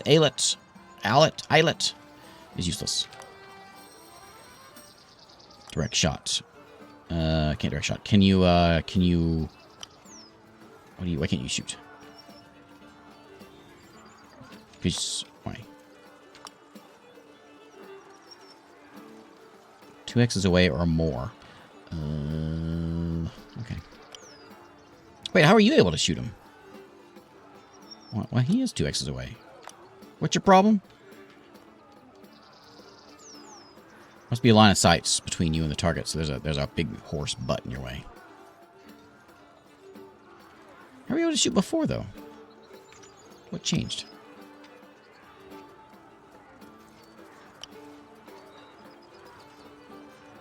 Okay, so I could do the indirect one because they were 6x's away, but now they're not. So now we're in kind of a bad spot. What we could do is maybe... I guess I'll back up. Maybe the horse will stand between us and we can shoot him there. I don't know. I don't know if this is a good idea.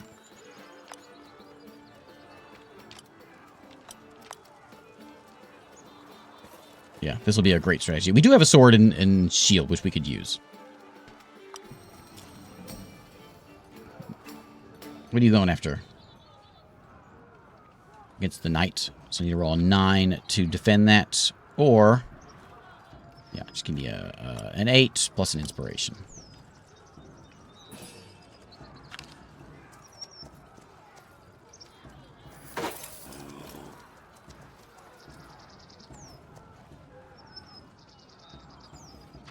It's going to be a tough one to beat. Overwhelmed. Man, I don't want to use my Grail card. Can you get it to where you, like, hit something else? What do I have in here? Nothing? Let's just let me that one. Fine.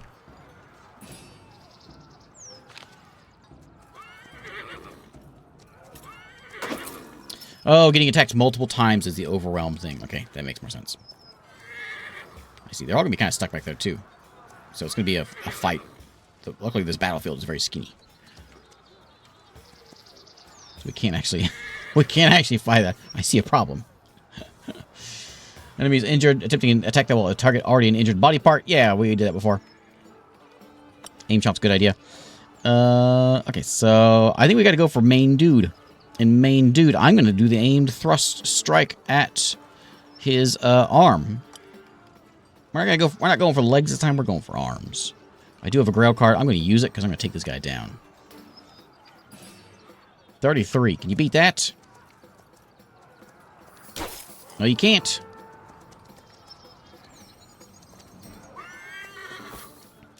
That's a shame. Okay, so now let's, so you can't, must be 2 X's away. Yeah, you're, okay, here's what we're gonna do. You're going to, oh, you don't have a sword. Not equipped in your scabbard. Well, now. You guys aren't very much use, are you? Well, I can't do anything with these guys.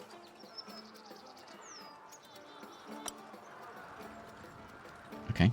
Good. I'm glad I brought archers. Guess we'll back it up.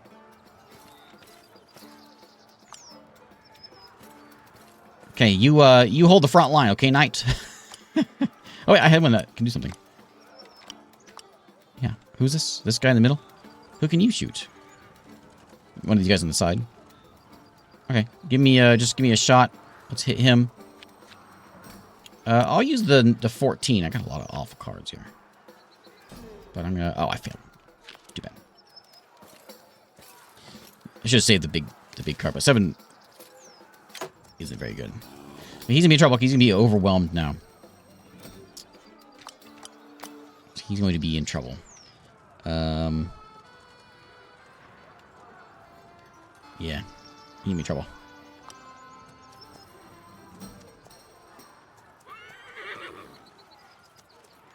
We may be in real trouble. So, oh, difficulty 12? Great. Get rid of that 1.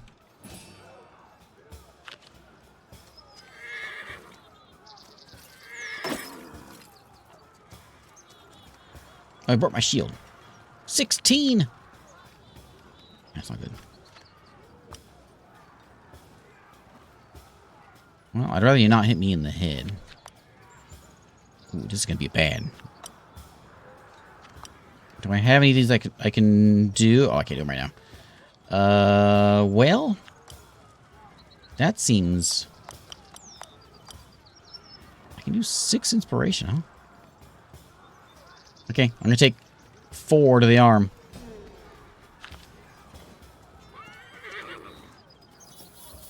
Oh, man!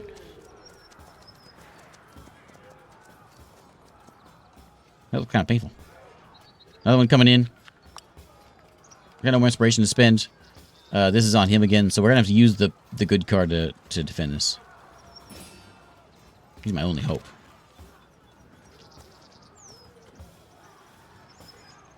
Some weirdness with the horse there.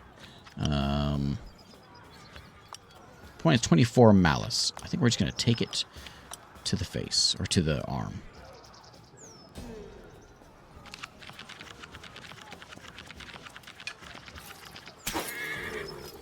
Yeah, that seemed kind of painful. Oh. Director is... Oh, he's dead? Okay, okay. Combat has gone wrong. It may be wise to retreat rather than lose all your men. We're going to retreat button to run away. I think I kind of need to run away. Cohesion is now poor. Yeah, let's run away. Yeah.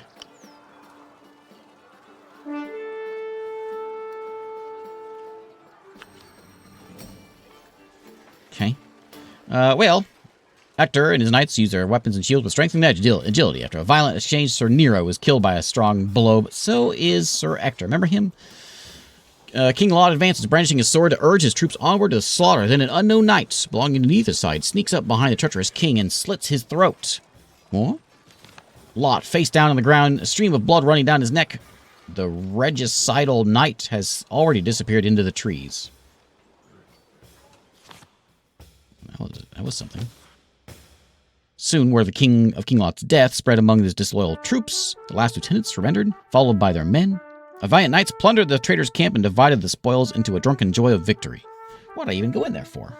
In any case, Lot's death meant Arthur's victory, and soon the remaining rebel barons were laying down arms at Arthur's feet, surrendering their horses and swearing an oath of allegiance to him. Okay, we defeated Nero, his bodyguard. You achieved, well, he's dead too. Decisive victory. You win Nero's infernal sword, opulence points, as well as 12 glory points and 12 vocation points for all my lieutenants. Narrow victory, I get 6. Okay, so we all got a bunch of points. Hector, dead. Okay, it's a year later. We'll see what the next year is about. Thanks again. Crime rate. Sorry, I missed that. Thank you. Following spring in the year 514, Arthur and Guinevere are married with great pomp and ceremony at Caerleon. As part of her dowry, the new bride brought with her the round table that Merlin had long ago made for Arthur's father, Uther Pendragon. Upon Uther's death, Britain descended into a period of turmoil and chaos, and so Leo had taken the round table to protect it. At Caerleon Castle, a vast hall was built to accommodate the gigantic oak table. Arthur began there. He brought together the best knights in the world on an equal footing. Soon, Gawain joins Arthur's company of knights who had fought him in the Battle of Caerleon. Caerleon is like the original name of Camelot, right? Am I knowing this? Is this correct?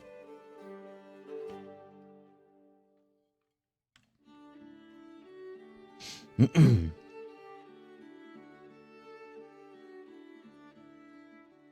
don't see why we tried to take out. I guess we got his bodyguard. We killed the bodyguard, so I guess that's the victory. But poor Hector. Oh, Guinevere, queen of the kingdom of Logris, proclaimed the beginning of 515 Anno Domini, which will usher an era of prosperity and joy. Our most valiant knights have a seat at the round table, and Merlin has become Arthur's advisor. Listen to the news that has reached my ears. On the one hand, we are welcoming 2 new fighters. On the other hand, my husband met a very strange knight who had just agreed to join the round table. However, his acceptance was hard won. High King had to face a singular ordeal. Talk about this Merlin fella. He said to be the child of a virgin and a spirit, or yet others say the devil himself. He possesses the gift of seeing both the past and the future. He is a master of the art of metamorphosis. His knowledge goes back to the dawn of time. Who's these new knights? We have named Griflet, Sir Bedivere's cousin. Despite his young age, he has a strong sense of honor. Second is Sagramore, none other than the nephew of the Emperor of Constantinople. Hot-headed and tempestuous. Furious fighter. What's the ordeal here? A knight of unrivaled strength challenged every man approaching a bridge to a duel. Griflet, freshly knighted, went off to fight him, but had to be carried back to court, unconscious by his horse. The High King then sent out to avenge Sir Griflet. Alas, the sword broke during the duel, and the knight on the bridge, Merlin magically put the assailant to sleep to save Arthur. The wizard took Arthur to a lake, where the lady of the lake presented a sovereign with a sword Excalibur and its scabbard. Can we fix the stone's sword? It's been broken beyond repair, as Merlin says, and there's nothing to be done against the will of Providence. When it takes, it also gives. Excalibur is proof. What happened to the sleeping knight? The opponent woke, stunned to have lost his duel. His name is Pellinore, king of the Far Isles. Mysterious knight who killed King Lot of Orkney, the Battle of Caerleon. Watch that guy, he's sneaky. Arthur, delighted, invited him to the round table without further ado. This displeased Gawain and his brothers, who took dim view of their father's murdering, joining the round table. Talking about this Knight of the Bridge. The entire lineage of Pellinore, king of the Far Isles, is dedicated to protecting the Grail. He's also said to have spent most of his life tracking the legendary questing beasts, which is why he prefers the forests to kingly courts. What about this Excalibur? Arthur's father, Uther, has already received these enchanted weapons from Nimue, the Fey guardian of the lake, but he later died at the same water's edge, poisoned by the Saxons in battle. And Nimue, who took back both the sword and the scabbard. Any other news? Well, I'd like to know. I guess that's it. Okay, recruit a new knight to the round table from Arthur's actions. Click on the recruitment icon down there. So we've got Grifflet and Sagamore. Grifflet is the cousin of Bedivere, and Sagamore is the crazy one, right? Oh, yes, nephew of Constantinople. He's 24. No spouse. He's rich. He has rivalries with people here in the court. He is friends with Bedivere. Level 1. He's level 3. I'll take this guy. Okay. Arthur has power to choose an adventure. Select a banner to get started. Which one's Arthur? Arthur. There he is. Choose a quest. A quest? Select an available adventure. So we can go to the Loathly Lady. A terrifying giant able to paralyze a victim with his gaze. Okay. We've got Cold November Day, a lady by the name of Marie LeBlanc. Request an audience at the King's Court. Wounded, come to Arthur and knights for help. Black magic, her sister, Lady Marie Lebrun, spreading terror throughout the country. Pack of bloodthirsty wolves. Those are my only choices. Those two. Okay. Well, you know what? I'm okay with killing a giant. That's the last thing we need in this place is giants. Realize there's salvation. The entire country depends on their ability to answer the thorny question. What do women want most in the world? All right. Select a banner to view your knight's characteristics and assign them an occupation. Look at their recommended traits in the scroll to the right. They're the ones who are most useful for this quest. So we want authority, folklore, grace, enchantry, and subterfuge. All right. Let's see what those are. Okay. Group cohesion is up there. Rivalries and friendships and things. And assign the join quest occupation to add the selected knight in this adventure. Is he good at this kind of thing? He's got a lot of authority. He doesn't do folklore, but he does do... not grace either. Enchantry, we don't do that kind of stuff. Oh, I'll put him in there, though. Okay, now add knights to it. Okay. So we want someone who, like, does anyone have folklore or enchantry? No one has that. Right, those aren't even options down here. Folklore, enchantry, what is that nonsense?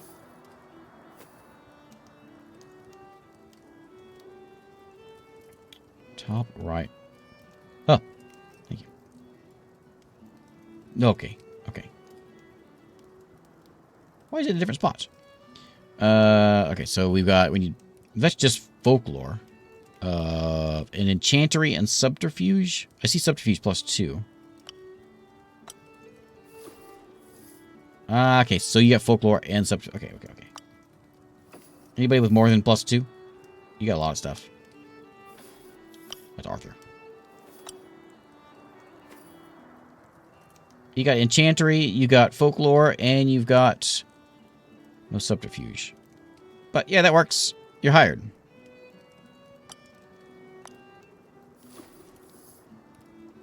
There's some subterfuge and enchantry. You're hired.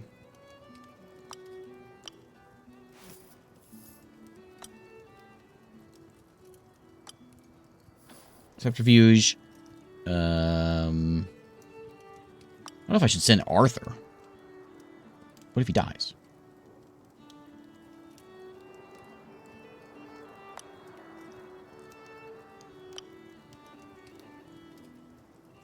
Oh yeah, a bit more grace, right? We should look at the guy also. Who has grace? This guy does. Who's this? Gawain. Okay. We got 2 bachelors. Knights are there. Assign an occupation to knights who do not choose an adventure. They will be assigned randomly. Occupations increase characteristics of your knights during the coming year. Okay.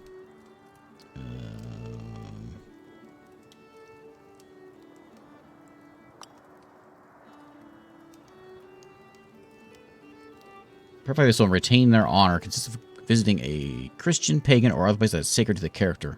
Gives you back 2 honor points if we need to do that.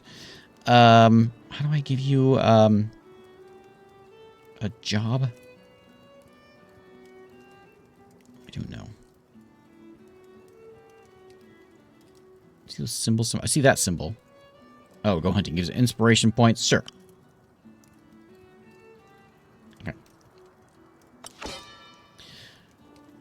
Each of the knights who do not go on an adventure, one knight is chosen to go alone on a quest. Each solo quest has a story where the choices you make will impact the evolution of your knights. Okay. Group cohesion, keep them happy. Yeah. The knights were leaving a meeting of the Round Table. Merlin beckoned Sir Bedivere to follow him. What do you want, Merlin? Once they were hidden from view behind the archway, the enchanter said to the knights, Sire, to safeguard our king and kingdom, I need you to lead a most secret mission and be silent about it. Seek out all the male children of noble ancestry born on the 1st of May this year on the land of Britain. Once you've rounded them up, kill them all, without exception. Merlin, you know, this Merlin guy, I'm starting to think something weird about this guy. Starting to think maybe this is kind of a strange fella. How am I supposed to click here? Oh, why would you do this? He tersely says he has had a vision. He saw Arthur and the kingdom fall because a boy child born on the 1st of May. The only way to avoid it is for our hero to do as told. I think Merlin's a few pages short of a grimoire. Well, you know what? Yeah, you hear all these stories about how great knights are. These are the kind of things that we're doing. Does Arthur know about this? He looks grave but does not answer. Answer me. Who you asking? Who is this? Sir Bedivere? Bedivere, how's Bedivere feel about grace and things? Bedivere, you alright with this kind of thing?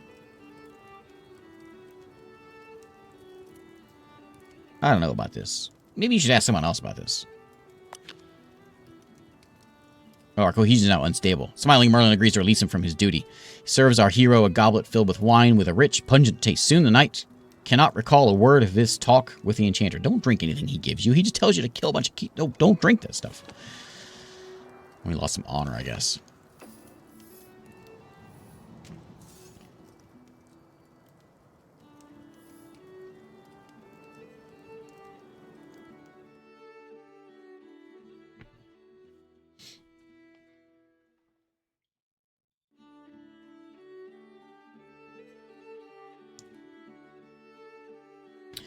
All right, well, let's go take down a giant. A stone, not a stone giant, but a staring giant. Cutscene. Our knights go hunting one fine day. Through forest dense they make their way. There on the hillside rest their deer. Too weak to flee as they draw near. Too weak to flee as they draw near. A knight takes bow to shoot the buck. His aim is true, its chest is struck. Down falls the creature, there it lies. The bugle sounds to claim the prize. The bugle sounds to claim the prize. Who has the honor of delivering the final blow? Oh, give it to Gawain. I know that one. Our man strikes forth to view the deed, but to look a giant hawk take heed. So strong and mighty is this knight, he mocks a hero, why such fright? He mocks a hero, ha ha, why such fright? Now, answer this, my clever sire, what does a woman most desire? Speak up this minute, don't delay, or you'll be paralyzed this day, or you'll be paralyzed this day. Our knight can give no quick reply, the giant does so terrify. Such mighty girth, what piercing eye! Our poor man fears his end is nigh. Our poor man fears his end is nigh. He feels a jolt deep in the bone. His body drops down like a stone. The giant house, thou, I am Lord, and you shall perish by my sword, and you shall perish by my sword. The stag steps out into the light. It stands up straight. Oh, wondrous sight. It has fine antlers like a deer, then a man's face and chest appear. Human or beast, it is not clear. It draws the arrow from its chest. Oh, Grommer, hear now my behest. Put away your sword, spare the night. Let them all learn of their man's plight. Let them all learn of their man's plight. This night will be your perfect fate. Go to your castle and there wait. It will be gruesome, their demise. Very good master, this is wise. Very good master, this is wise. Our man is left to his vile fate, for he is helpless in this state. Grommer heaves him up like a sack. The creature's gone when he looks back. The creature's gone when he looks back.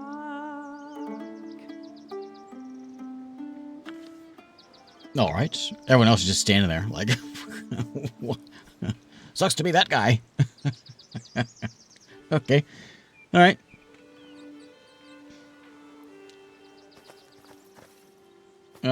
Let's hop up on our horses here.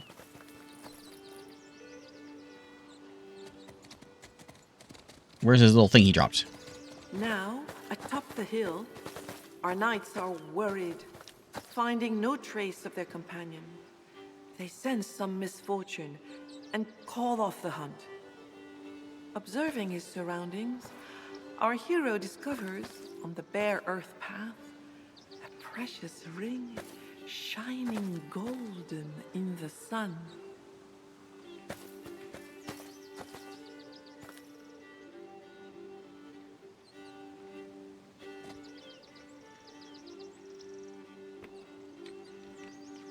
Okay. Do we know what it is? Oh, we obviously know what it is. Okay. What if it said anything else about it, though? Let's go over here, I guess. Our knights set out in the vast, towering forest of Inglewood.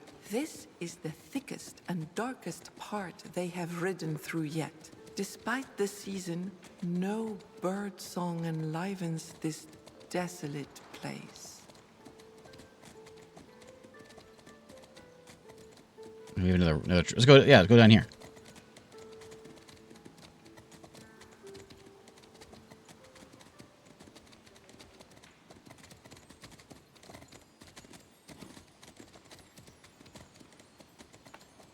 Hey there. Good sir. A woodcutter named Thibault exchanges the usual greetings with our knight. Seeing that he is a stranger to the land, Thibault welcomes him to the village of Malmerby, but not without reservation. Have you seen a knight at the round table? Companion has The disappeared. woodcutter does not see many people since he spends his days deep in the Inglewood forest. He has not seen a knight who matches our hero's description. What's up with this village? A few days earlier, Grommer Sommerjur took over the village and the castle, driving out Matilda, daughter of the late Castellan. Since then, things have gone from bad to worse. Our knight immediately tries to discover the truth of the matter. What's up with you? The woodcutter has a most serious look upon his face. His words betray great suffering. You know, sire, times are hard. My wife Joan and I are greatly saddened, he says. Our children are ill. Well, Gawain will be fine. What's wrong? Thibault hesitates, embarrassed. His wife thinks the cause to be supernatural, while he suspects a more ordinary but unknown reason. A natural remedy must certainly exist, even though all have failed so far. What's It happening? is a kind of fever that keeps the little ones bound to their bed.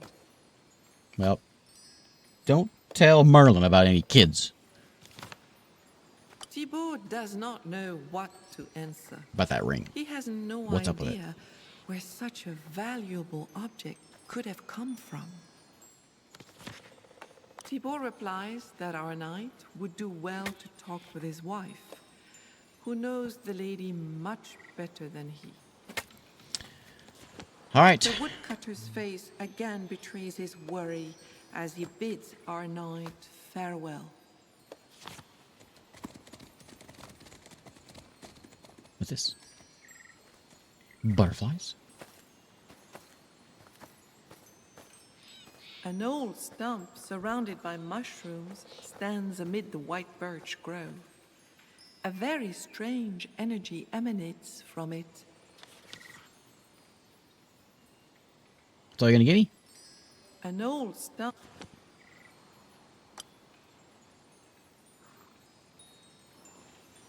Put the golden ring on there. No.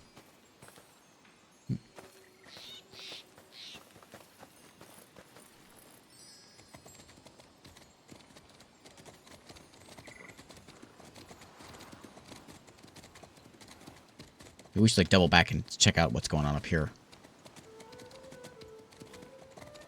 Just make sure we didn't miss anything this way.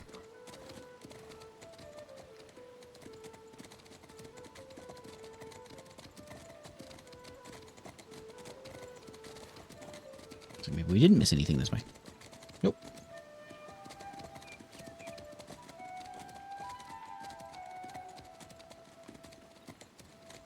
At least the things that are meant to be looked at seem to stand out pretty easily.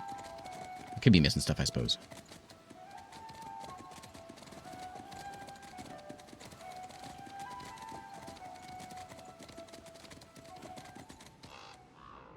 In the middle of the path, a knight sits atop his steed. Both have translucent, glass-like skin. Straight and proud, the man approaches, clad in his helmet and carrying his weapons. Without a pause, the man calls out to our heroes. "Gentlemen," he says, "deign to help a poor knight. I cannot leave this cursed place, so I beg you to grant me a single combat."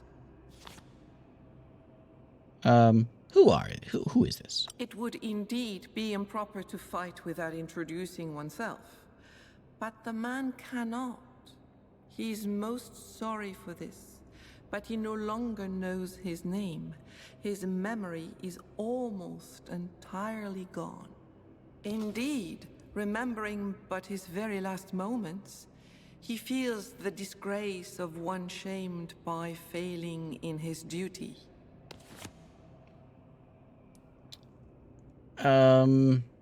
Yeah, what happened to you? The ghost madly struck at a being of inordinate size with his sword. I do not know what I wanted from him, or how he felt about me. I do remember, though, that I had to save... He pauses. Save someone dear to me? Damn my memory. My powerful blows were not enough.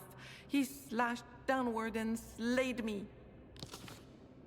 Have you seen our friend? He confidently confirms that he has not seen any knights of the Round Table, except those now standing before him. I'll challenge you to a The duel. ghostly knight loudly proclaims his happiness that this fight is beginning and that the duel must stop at the first blood spilled. The two combatants take their positions, ready for the charge. Yeah. Difficulty unknown. What lousy cards? Do I have any? Oh, I can't. 15. Put some inspiration in there. 2 points. Yeah, do it.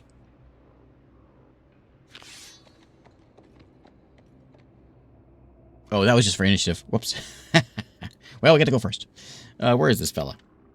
He's way down here. I'm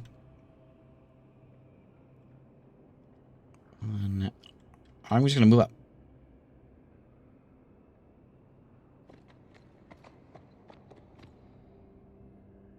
Yeah, I'm waiting for someone to shout knee at me. So we could modify the next ones. Draw a new hand. Oh, no, I can't do that one. I can only do prophecy, which allows me to see and modify the next 3 cards in the stack. 2 odds. So I can put in. I might as well put the 2 3s in there, and then what am I gonna get? There you go. And that gives me some new stuff. Heals gives me a bonus, so I could use those 2 cards to give me a +1 melee, +1 cavalry bonus. That's a heal. We don't do that. Okay.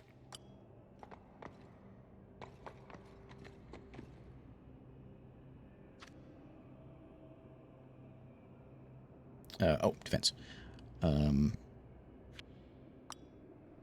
don't know what my counter charge against me. Yeah.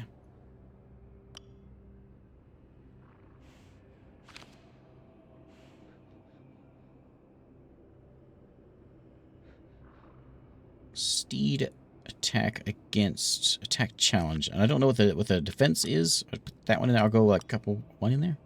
19? I don't know. Okay, that's success.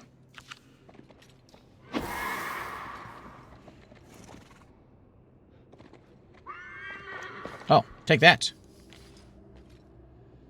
You coward. Victory is proclaimed in favor of our knight, for he has boldly wounded the ghost. What a noble duel and skillful knights. The defeated knight is gone, like the flame of a candle snuffed out.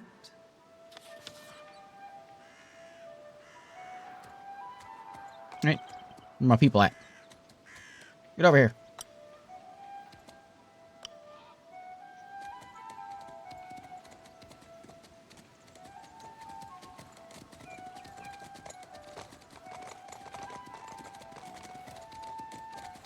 He says he didn't see anybody, though. Maybe he was not. He didn't have any memory, though. That's also a problem. The path opens into a thicket and a scattering of trees dappled with light. We'll go downstairs. At the fork in the road, the path leads down to a rock 10 feet high and surrounded by bushes and large round rocks. This mineral and vegetal mass blocks the rest of the path completely. That's what I'm seeing here.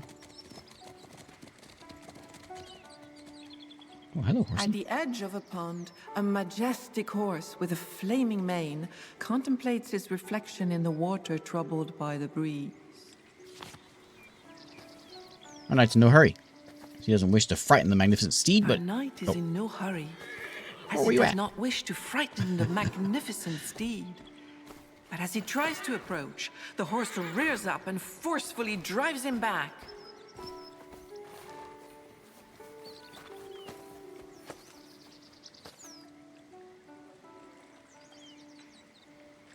Well, all right. I didn't want to talk to you anyway, horse. Maybe I need to give you something.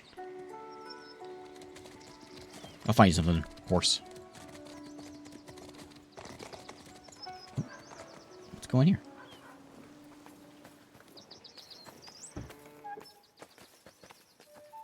Our knights enter an authentic herbalist's cottage, entirely used for drying and preparing plants.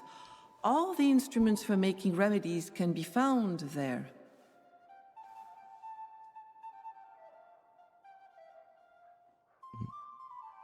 Okay. Is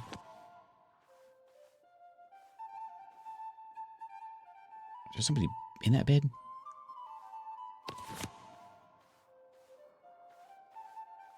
I need to find something to put in there. Betcha. Maybe there's stuff I could be clicking on out here. Oh, there's somebody. Hey. In his humble garden, an old man cares for his plantings. Summer flowers color one of the beds. The other contains leaves and stems of all kinds, in many hues of tender or deep greens. The old gardener welcomes our hero, who approaches and introduces himself as a knight of the Round Table. He greets him in turn, giving his name Angus. You seen our friend? Angus lowers his voice, From afar, I saw a knight being taken to the castle, he says. The new Castellan Gromer, he's certainly behind it all. I believe that does not bode well. Who is this guy? Gromer was guilty of atrocities when he took Lady Matilda's castle by force. He called in mercenaries to do it, and these men are now causing havoc and harm in the village. The herbalist leans in. Though the situation could be much worse, it is not good. I believe the village has been waiting for worthy men like yourself. He has animal lore. Sorry, I might use the wrong knight to talk to the guy, which is possible. I wonder if somebody else has, like, animal handling or something that could maybe help with that. You know this ghost knight I just took out? The herbalist thinks a moment. It must be Sire Guillain, he says, who was killed and cursed that evening by Gromer in front of his beloved Lady Matilda. Yeah, but this horse. Angus believes it is from the other world because of its red ears and mane that contrasts with its immaculate white coat. It belongs to the former Castellan, who designed an enchanted bridle to calm the steed's fiery temperament. Okay, find that bridle. He didn't have one. The horse had already lost the bridle by the time it reached the houses on the edge of the village. I got this ring. Angus examines the ring carefully. He shakes his head. No, it is not familiar. And the Matilda? lady succeeded her father as Castellan before Gromer drove her out. She's wise and adventurous, like her friend Lady Raniel, but neither have returned since the tragic capture of the castle. Where is Matilda? Though the herbalist was present on the evening of the assault, before the debacle, he does not know where Lady Matilda has found refuge. Since they are the lady's close friends, the village women may know something of her whereabouts. Who's... find her, yeah. The herbalist suddenly loses his cheer. He's afraid that something terrible has happened to her. Though Gromer is her own brother, he has long been jealous of her. She's more intelligent, beautiful, and well-loved than him in the village. Before he can go, Angus delays our hero. Sire, find the answer to the question. What do women most desire? It may well save your life. What's that have to do with staying alive? The herbalist replies gravely, "You will know in due time."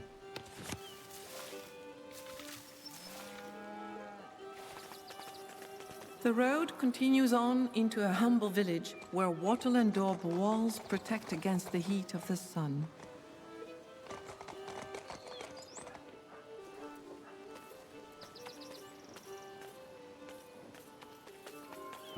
Is our blacksmith?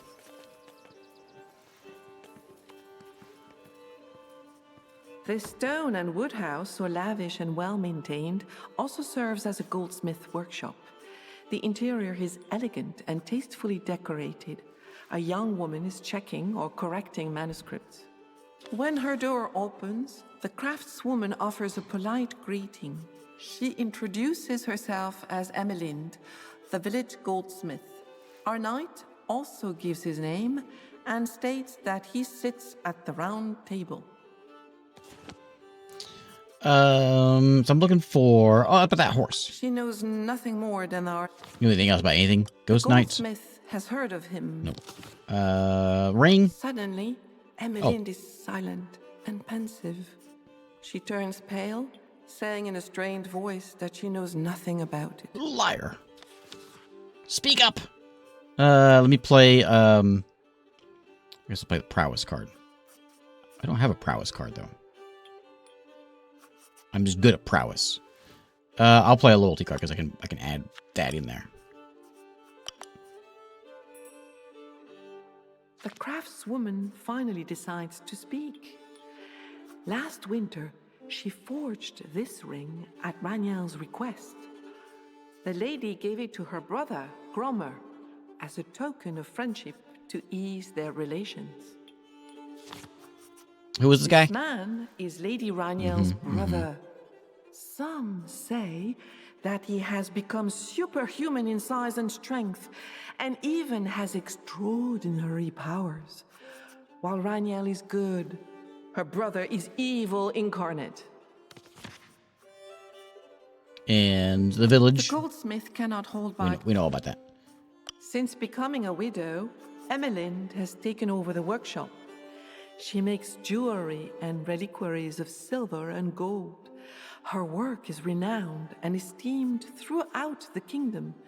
Her son has even gone to Carduel to recruit workers. Paid by the new Castellan, Gromer, the mercenaries plunder all those who cross the bridge. She can therefore no longer buy precious metals, nor sell her goods in the capital. She will soon be penniless, and she fears for her son if he returns to the village. Can you make him leave? The mercenaries are looking for wine. They have exhausted their last reserves. All village doors close when they come near. This could be used to our hero's advantage. He could get a large supply from Joan. A large supply from Joan. Okay. Okay. Emelind approves, finding him most charitable. Where's this Matilda? Craftswoman smiles. She succeeded her late father before Gromer dispossessed her of the Castellani. Lady Raniel, Matilda's closest friend, served as her advisor at the beginning of her governance.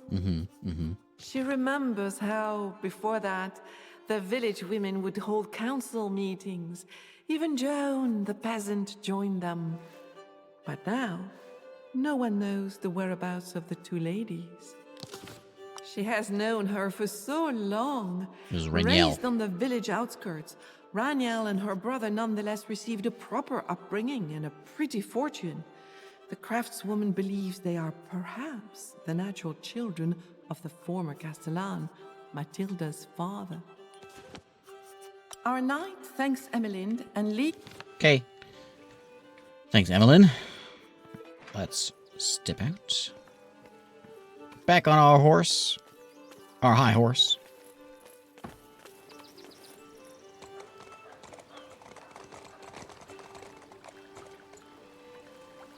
I should just leave my horses there. A fountain embellishes the village square, which is deserted because of the heat. Using a sandstone jug left next to the basin, our hero draws water, which flows from the open mouths of several fish. Okay, and you got water from it? Yeah. Right. How many buildings? Oh, look at all these buildings we've got. We can go in.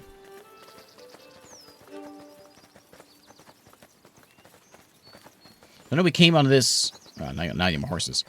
I kind of want to go back and see what goes back downstairs. Let me grab my horses and see what goes on it. Well, let's go.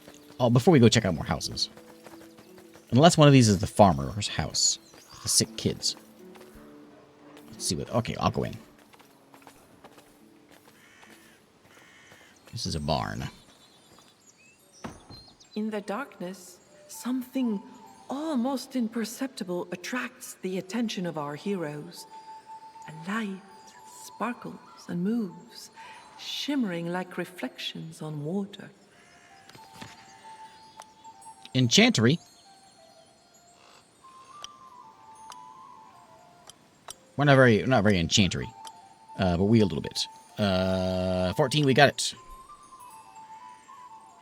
Thanks to his knowledge, our knight examines the tracks attentively. He quickly understands that the shimmering is a sign of fairy presence or doings. Fairies.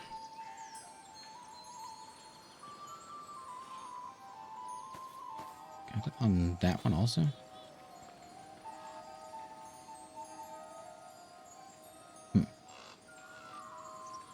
Okay.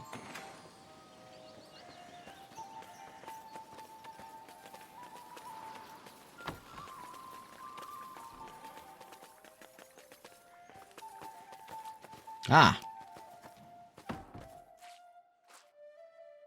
Once the threshold of its wide wooden door is crossed, this peasant's cottage offers a welcome coolness. A woman with a tanned complexion is leaning over a large bed where 3 small children are sleeping. She greets our knight and welcomes him to her humble home, introducing herself as Joan. Hello, Joan. I know about your kids. The peasant woman feels there is a problem with the food stored in the barn, even though there is no sign of vermin. The herbalist has tried all the usual remedies, without success. I bet you it's fairies. There may be a supernatural cause Yeah, it's behind fairies. all this, although her husband does not believe it. Joan asks our hero to go and have a look before she thanks heaven and wishes him good luck.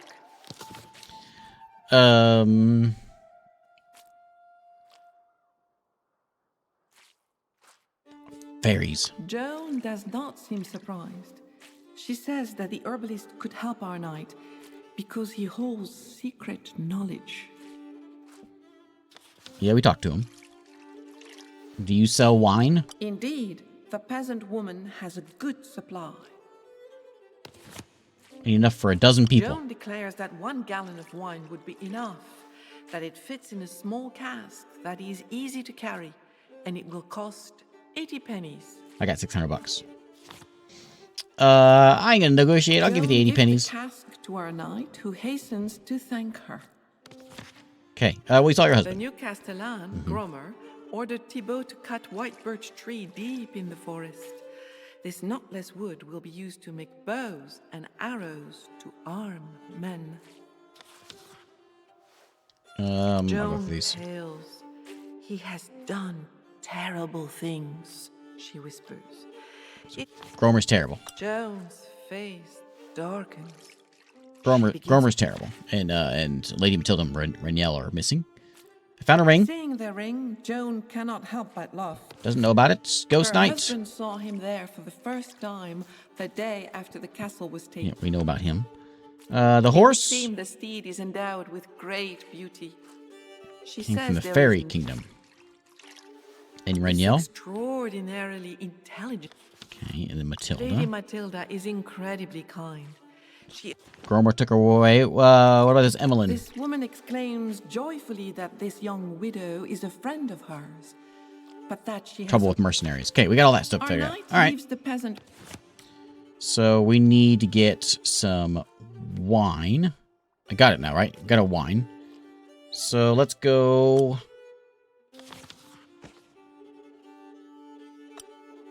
Bribe the mercenaries or fight the mercenaries. We can find our companion, figure out what that question answer is, and then find out why they are ill. We know that. Well, we know it's fairies. Oh yeah, maybe something for the right. If the horse comes from the fairy kingdom and there's fairies, it does make sense that we do something for the horse. Maybe there's something else in here now that we've been in here for a minute. No, we talked about it. Where did that hand shows up for a second? Okay, no, nothing else in here. Okay. So we know it's fairy, so I guess we talk to the I figure out how to talk to that horse. This guy. Is there anything else we could say to this guy? As our knight approaches, Angus is a funny. Yeah. Fairies. Unable to see the tracks Also, he's making a funny despite face. careful Why? examination, he could not conclude anything. Now, he no longer doubts that it is the work of Corrigans. Can you talk to him? Angus does not see any great difficulty in this, only that they will have to be persuaded to make themselves visible to our heroes. Where? The old man bursts out laughing. In truth, they may be anywhere humans are not, even if sometimes they make incursions into the houses of men. Why don't they appear? These creatures do not hold humans in high regard. Rare are those who manage to see them, and, he adds, those to whom they agree to show themselves are even more rare.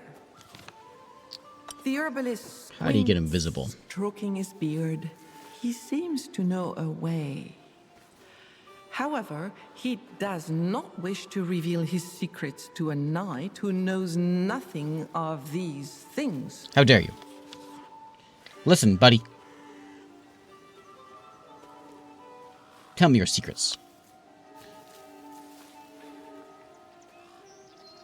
I guess loyalty. I can't blame you for your caution. After all, it's better to not reveal certain knowledge to just anyone. Who knows what could happen if it falls in the wrong hands? I am here to solve problems in the village. You can trust me. Can I use the get grail card? I can. Do you think that's going to be enough? 12? I don't know if it's going to be enough. I'm going to use my grail card. The old man is I don't wanna fail. convinced. He knows an ancient evocation, but it requires a special place. There, a flowering clover and a thimble must be placed, and sprinkled with water from a fountain. Our hero learns the magic formula to recite in a suitable place once he has gathered all the elements. Finally, Angus draws a bunch of clover from his knapsack, so our knight won't have to search. Where's that thimble? Joan, who lives close by, surely has one, since she practices sewing. Okay. Hey, what's with the face, buddy? A look of curiosity passes over the old man's face. He wants to know if it is true that our knight has just procured a large supply of wine. Yeah. Angus is quick to ask for whom the wine is. I'm going to soften up the mercenaries. When Angus learns what the wine will be used for, his eyes begin to shine, almost despite himself. However, defiance can be read in his face. He prefers to say nothing further. I don't have any good... I'll see if I can get him to talk. We have +2 at this, but we also have only a 2. I'm going to see if it works. I don't know if it's going to be able to get this. 14. The herbalist seems to hearten once our hero is Just to get a better finished card. convincing him to speak up. All that's needed is to add a plant with prodigious virtues to the wine in order to guarantee our knight an easy victory. What's that plant? When added to wine, 3 plants of black henbane invigorate drunkenness and induce sleep. It can be found along paths and fields, as it is particularly fond of edges. Thanks to the savant parchment, our hero will recognize the herb and become a little more knowledgeable about medicinal plants. And after picking it, the herbalist will tell him how to proceed. All right. After thanking the herbalist, Okay, Joan's over here.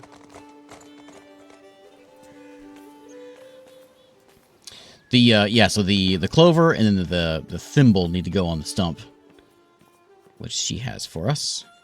Emmeline is quick. Give me that thimble. Joan, who lives close by, Oh, surely I thought you were you're the wrong one.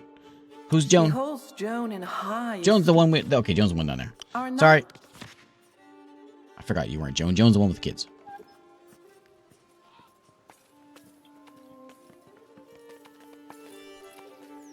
Yep. We got the clover, thimble, water. We've got the water. We got the clover. Just gotta get the... we got the clover and the water. We need a thimble from Joan here. Yeah, there it is. The peasant will. Caused by Corrigans. Pensive, Joan ponders our knight's words. She thinks of the stump in the center of the circle of birches. It might work, for it is said that wondrous beings resided there in times past. Give me that thimble. Joan does not seem too surprised by this unusual request. Our knight thanks her for the wood. Okay, Our knight leaves. let's go.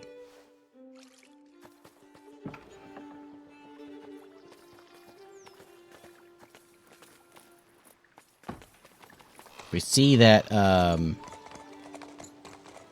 whatever it was, that plant. We should grab that as well. There's 2 plants we gotta grab. We gotta grab the... No, that's it. We gotta grab, but we do gotta grab that one if we can find it. Something about at the edge. There's that horse.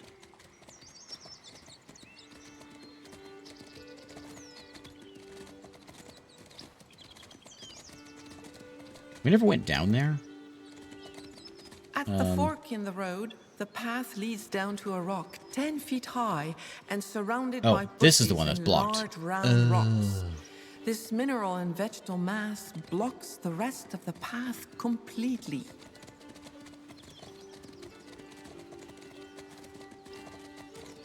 So back over here, then we'll go down. I'm assuming we'll find that stuff around here somewhere. Oh, further.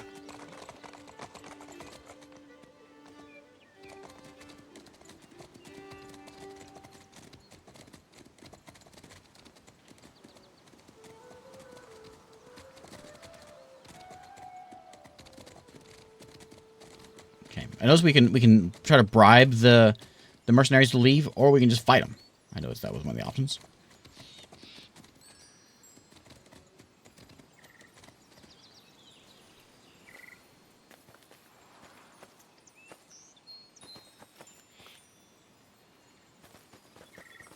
An old stump surrounded.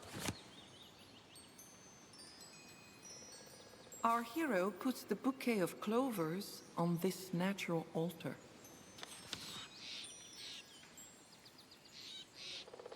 Right, thimble? Yeah. Our hero places a thimble on the stump. Horse is in the way.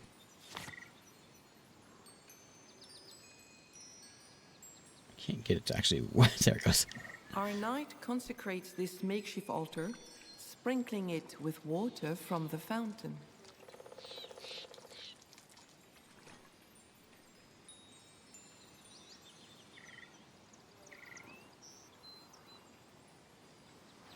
Yeah, and?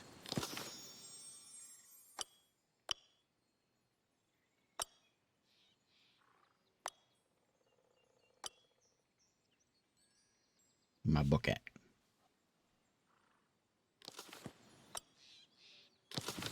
That was it, wasn't it?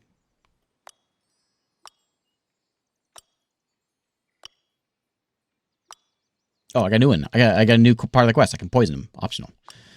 Contact the Corrigans. Maybe we could click on it again.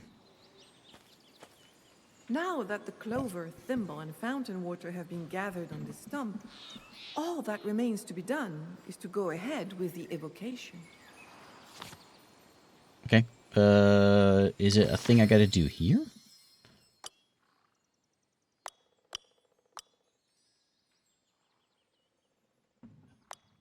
How do I don't know. How do I do that?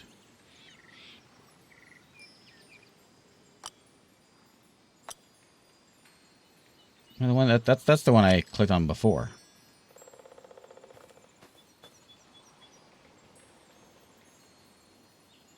I'm sure it's something I'm missing.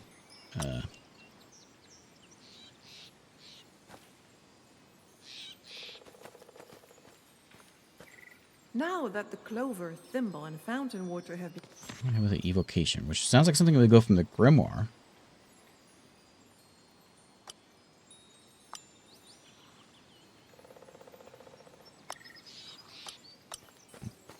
Oops.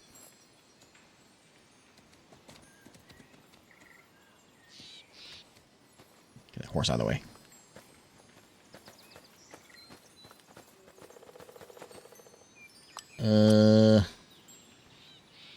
Well.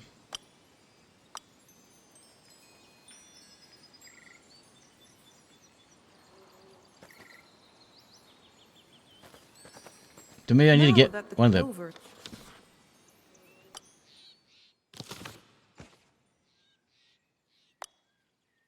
Contact the Corrigans.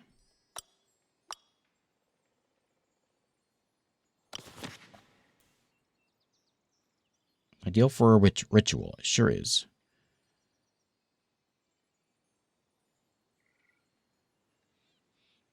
Center of the circle of birches. Might work.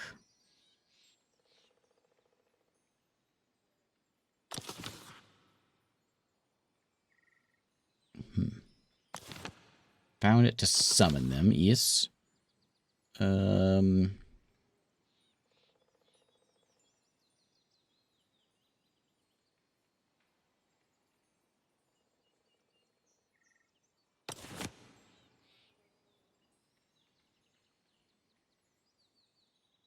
Magic formula to recite in a suitable place once these gather elements.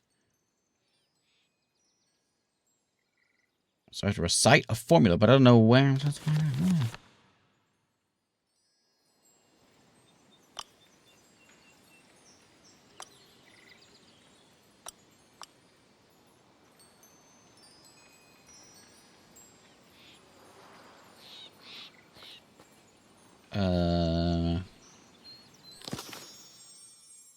Oh, it's right there. Okay. That was hiding away in, sneaky. Okay, so now it's in my book. Now that the clover, thimble, and fountain water have been gathered on this stump, all that... Yeah, do it. Fairy people, if I may, in your sacred grove this day, give your water so delicious, a lovely clover that smells sweet, and a thimble fine and precious, so in friendship do we meet. Oh, these naughty Corrigans, they do mock man and his plans, as they prance and twirl and jump, like a daring acrobat. Now they gather round the stump, proud and fearless as a cat. All together they protest, ye come here without behest. Oh, the summons is displeasing, we are loyal to no lord, but your magic is enticing, and more mighty than a sword. What do we say? Tell me about yourselves. Although annoyed, the small beings assure us that they really are Corrigans, masters and lords of all places forgotten by humans. Despite their tiny size, they aptly take revenge if disrespected. Did you make those kids sick? The Corrigans' faces clearly display their indignation. They have been furious since the woodcutter cut the birch in the circle of trees that surrounds them. And in reaction to our knight's blank look, they begin swearing. This grove of white birch trees is sacred to their people.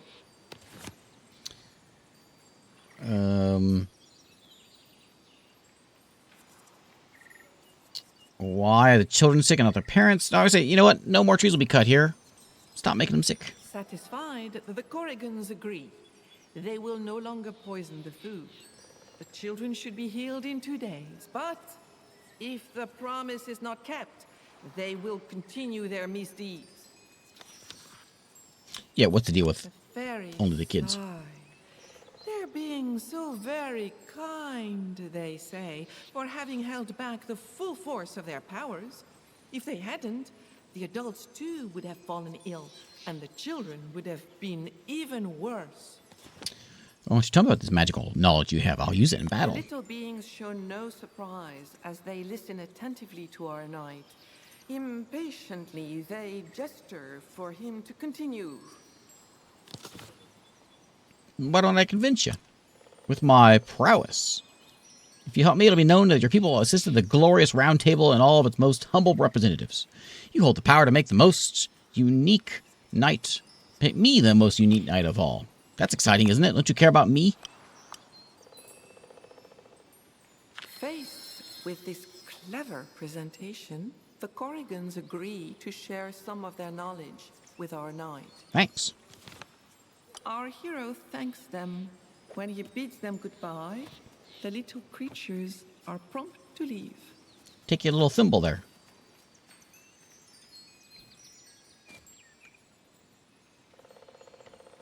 Okay, so we got another one of these. Spell makes it the target want to dance frantically for 3 rounds until the target is attacked. All right. That's a thing. Okay, so back on a horse. We gotta tell this guy to stop chopping trees down for one thing. Hey, stop chopping trees. Our knight approaches Thibaut.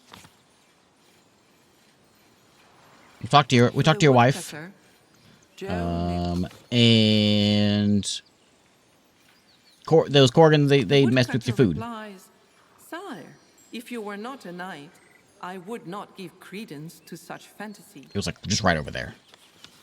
Stop cutting them down. Though he is willing to do anything to improve his children's health, he cannot fulfill the Corrigan's request.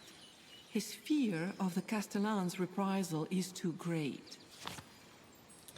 Look, buddy.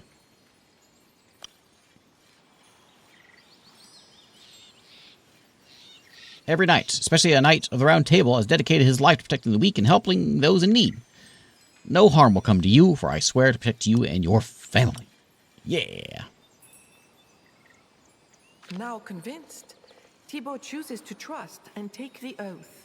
He adds, Sir Knight, you must know that the guards will come today for a delivery of wood. That is when I will need your help. Done. You know anything about that horse? The animal is quite handsome. The lady. He knows little of the... Yeah, we talked about that one before. And the knight. This knight was dear to the late Castellan. Catch anyone, attacks anyone. And Gromer. Gromer was already well known in the village, even before he took over. Transformation. Okay. Thibaut tells him to... Oh, sorry. Didn't mean to ignore you there. What was that? What was the last thing? Thibaut tells me... Warn Joan that warn her that the children will recover. I'm warning you, they're coming back. They're going to be awake again.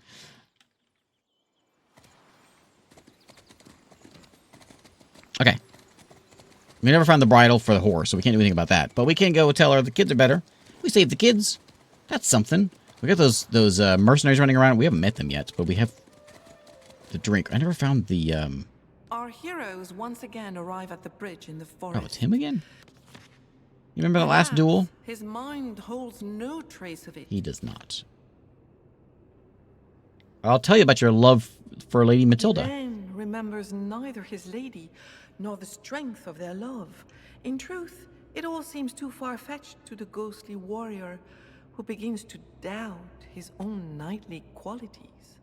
And yet, he does not doubt the existence of this woman, Matilda, whom he tried to protect with his life. Your name is Ghislain. He knows not what to say or think, so great is his confusion. He smiles sorrowfully. He has no memory even of his own name. I'm gonna challenge you to a duel again. Loudly. Alright, fine. I'll hit you with love.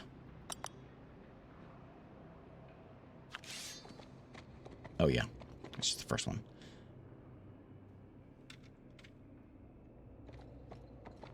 Same thing before. We'll move on up and then end our turn.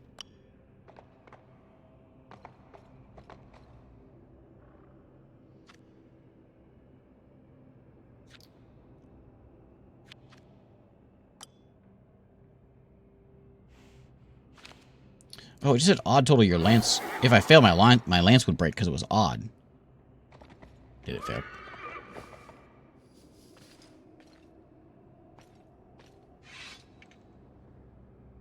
Victory is proclaimed in favor of our... Okay, take that.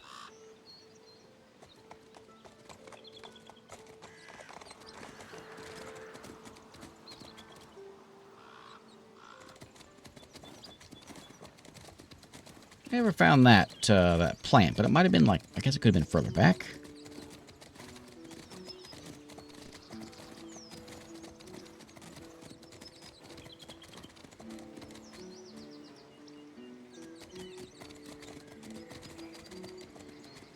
There's that horse, but we don't know what to do with the horse yet because we don't have the bridle.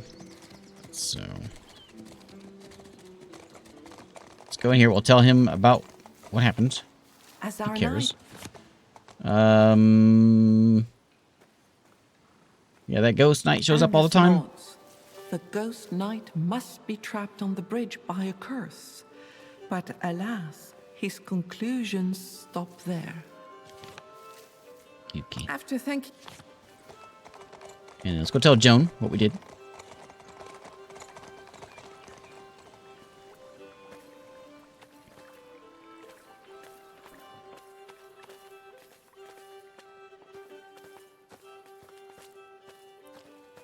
the peasant woman, Okay. No more trees cutting. hearing these words, Joan's face lights up. She says 1,000 blessings in thanks. After some tears of joy, a shadow passes across her face. She worries Grummer will come around and hold Thibaut to account. We'll protect Thibaut. Joan Don't you worry is about it. reassured to know her husband will be protected. Okay. Oh yeah, what do women most desire? Joan answers without hesitating. Women most desire to care for their loved ones. Alright. Our knight brought the good news to Joan. The problem with the Corrigans is almost solved. So he leaves the thatched cottage, ready to fulfill his final duty in protecting the peasant family. Okay, let's go kill a giant.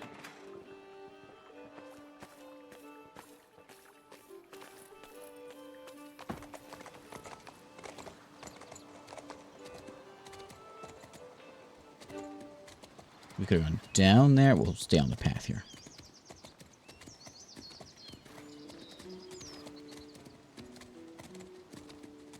A beautiful orchard with fruit already and unseasonably ripe appears. Ah. Beyond the last trees, high walls tower on the horizon, casting a forbidding shadow below. Our knight, following the herbalist's instructions, picks henbane, which has incredible properties. Do I need to go to... I should talk to the other guy before I do that, I think. I can't combine them now. I'm supposed to talk to him to do it. Along the wall, Oh, I need our 3. hero Okay. discovers a postern.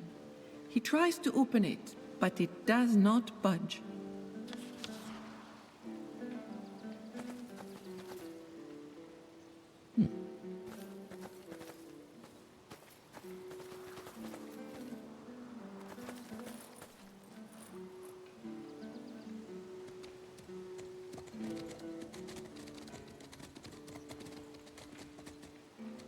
What is that?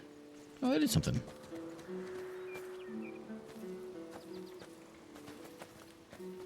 Our hero sees a strange object A that bridle. has fallen to the ground.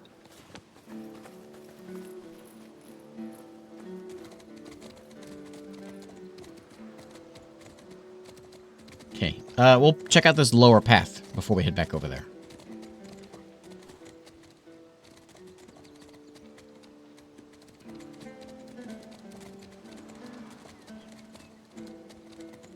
Cultivated fields stretch out on both sides of the road.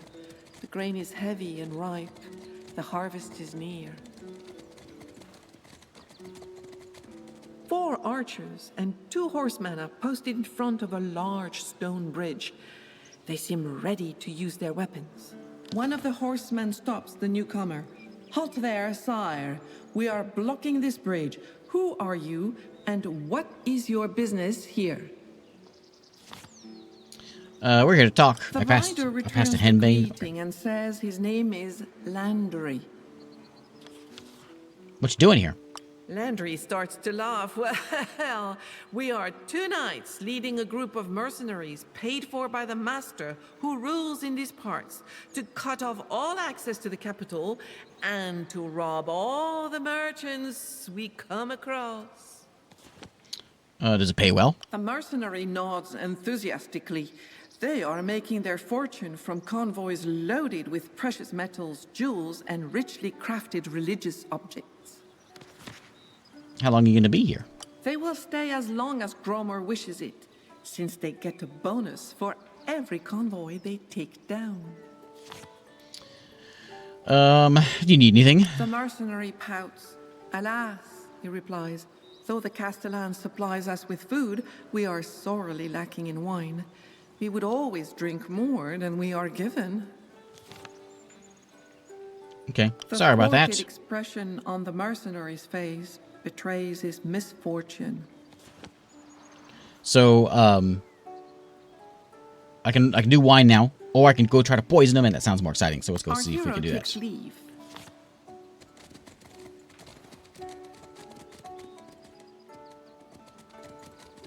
So I passed a henbane, huh? There it is, right there.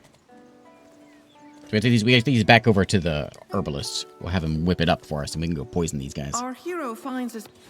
How honorable of us.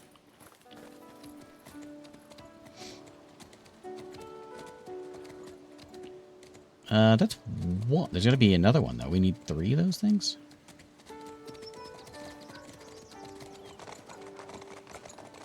Where would henbane? Oh, there's right there.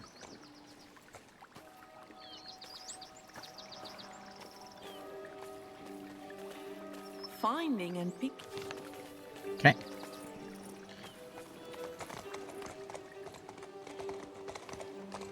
There you go, buddy. We got it. As our knight approaches, the old man signals him discreetly. After careful observation, Angus confirms it is indeed black henbane. Our knight brought back 3 henbane plants. The old man tells him it will be enough. Since he has much to do, the herbalist instructs our knight on how to macerate the plants in the wine. Once the last details have been explained, our knight assures the herbalist he will get it right. Our knight now has to apply this new knowledge. Angus suggests using the preparation table in his house to do so. All right. Let's do a little crafting.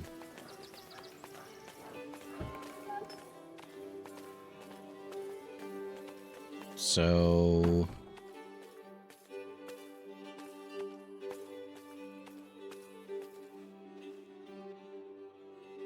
Our knight puts a black henbane plant on the preparation table.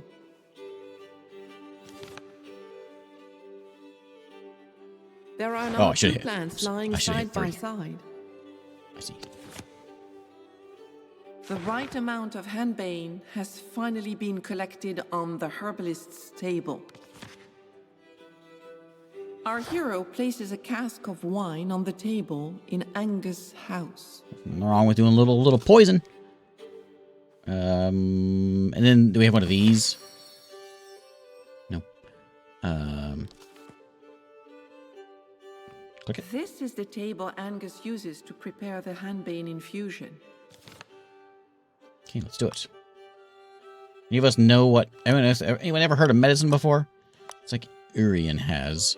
And we'll get a little loyalty in there. We're going to put some points. We want this to fail. Oh, it's a 14. Okay. Okay. With skill and concentration, our knight follows the steps Angus showed him. He manages to make a potion of henbane-infused wine. Excellent. Let's go poison some marauders. Should we tell this guy about it? We'll tell him about it. The herbalist. The old man immediately congratulates him, a benevolent look on his face. After thanking the herbalist, get on your horse. Let's go have a chat. Could run back and guess and get that other horse, but that's okay. Is this the right way?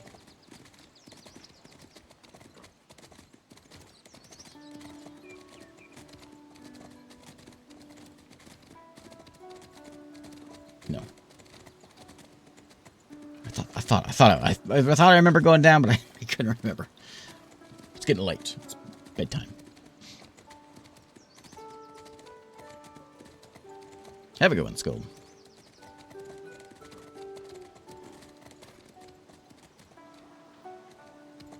Head on down. Let's go take out some mercenaries. We'll take out a big giant.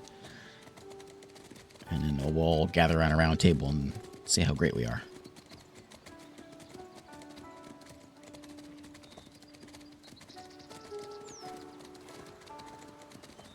Our valiant fighter approaches the bridge. Once they recognize him, the mercenaries pretend to pay him no heed. Only Landry gestures. Give you him and wine and coming back later to drink with him. Yep. The moment he hears this, Landry imagines We lost a the little great honor amusement the wine with will that. bring. The mercenary accepts the casks he so covets, asking our knight to return promptly. Our knights leave Landry, who starts serving his men, who are eager to quench their thirst. Our hero takes leave, then turns away from the bridge and goes back along the road bordered by the fields.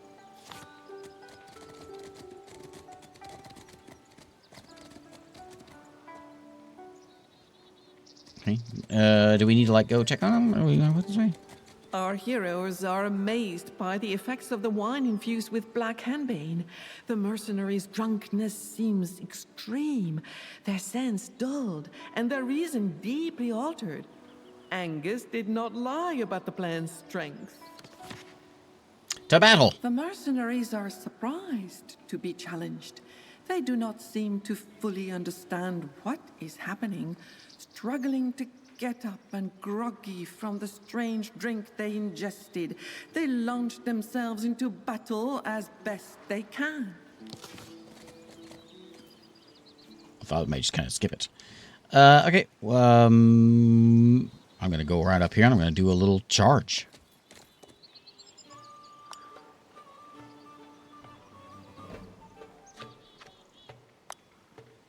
$19 should be plenty. I'll put 20 there just in case.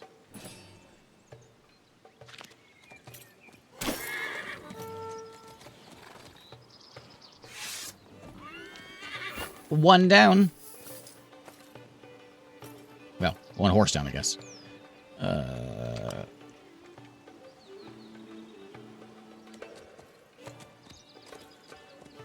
I got a good card here. I'm gonna charge this guy. Aimed charge into his face.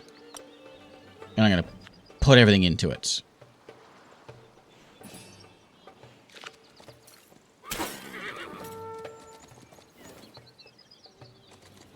-6, that should be it. Done for. Okay. Other guy. I can't actually get up there. Oh, he's still there, isn't he? So I can go there and I can finish this guy off. So he's looking to surrender. We ain't taking no surrendering, not here. Charge that guy. We don't need to put, I can put 0 cards in. I'm going to use a love card, just to finish him off. Hey, T-Kitty, how's it going? So the guy who's trying to surrender, we just stabbed him. We're very honorable. All right, anybody else want some? Archers? What's with all the walking? I don't need to use a card. I'm going to use a 1, though, just to get rid of it.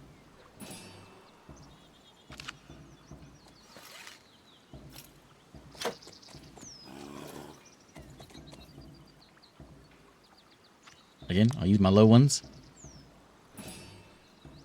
So we can slaughter these guys next turn.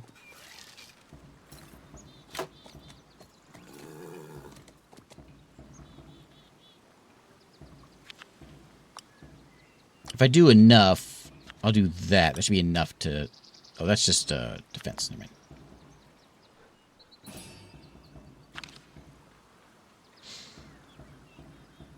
I like his lion hat.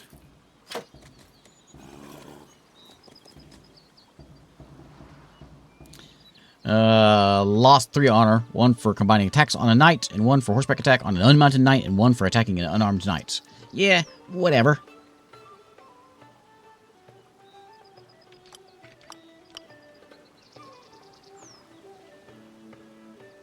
Horse trample. Yeah. Do it. Put a little love in that, or a little loyalty into that horse trample.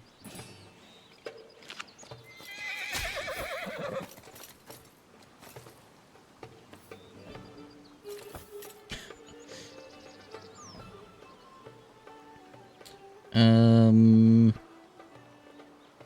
think I can do anything else. I can trample again. Let me step on up here. I'll trample again. Oh, it has to be in front of me. Alright. Alright. That costs... Oh, it costs...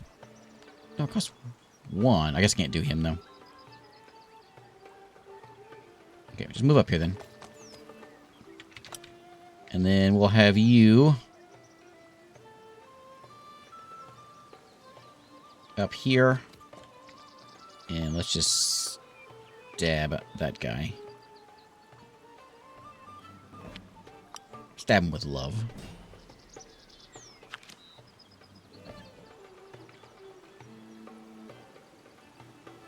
Oh, he dodged it.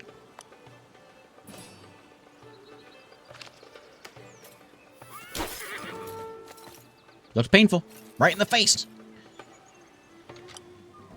Okay, so I just need you to do a... Oh, you can't do any kicking? Well, you can just stab that guy.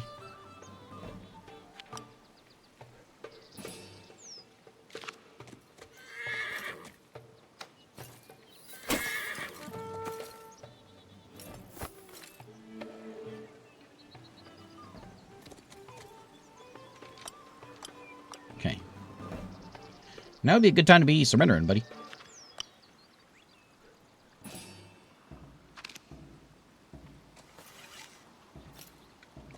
Guess maybe he's too drunk to surrender.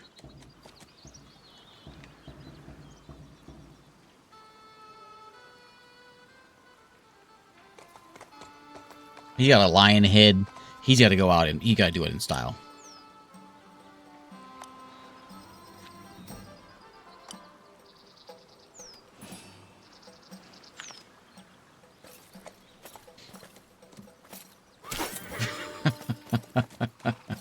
Okay.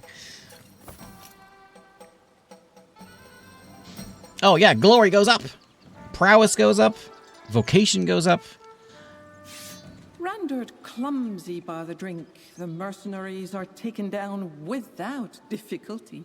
Our knights rain down blow after blow, blood spilling all around.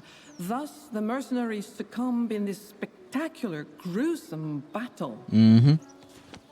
Sure did. Plus, it got me a good amount of cards that I can use. The road to Carduel leads to a large stone bridge big fight. over a river with Assuming I a have a big wide fight. bed and still waters.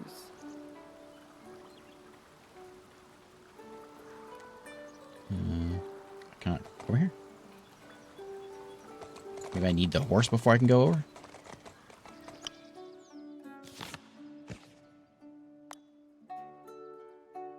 We know that answer. Oh, let her know the road is clear. Okay. Right, that's the road that she was needing to use to get her herbs. Or whatever she was doing. Her jewelry.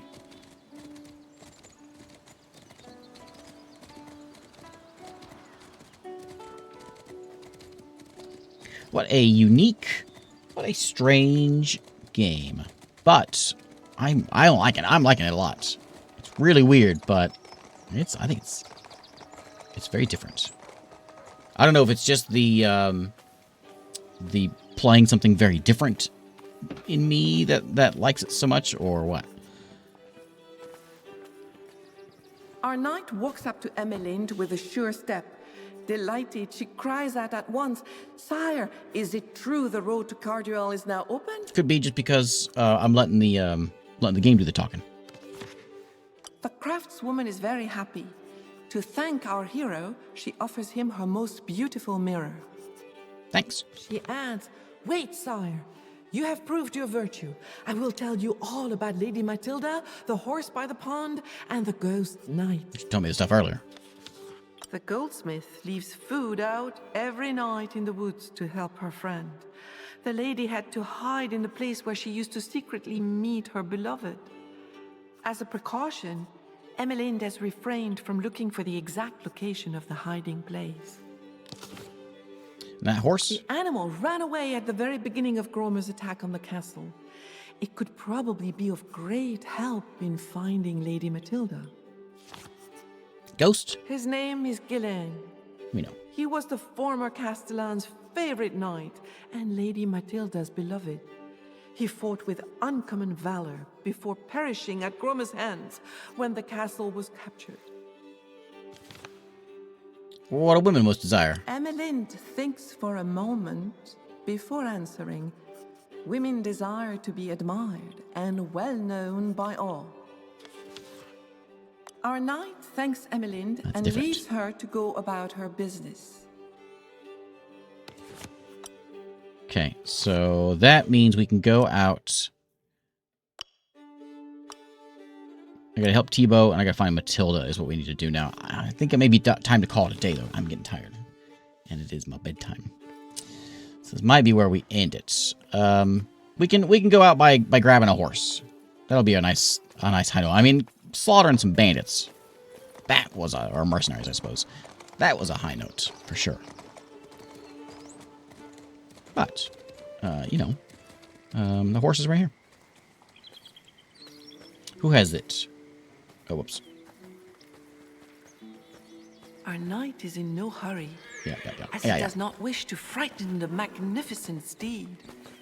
But as he tries to approach, the horse rears up and forcefully drives him back.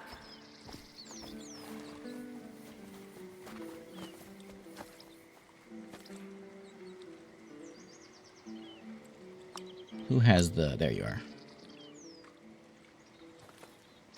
Our knight is in no hurry, as he does not wish to frighten the magnificent steed. But the animal sees him coming and pushes him away. The mirror. Is there any way to distract it? Well, there is. Who has the mirror? Of course, she just gave me that mirror for a reason.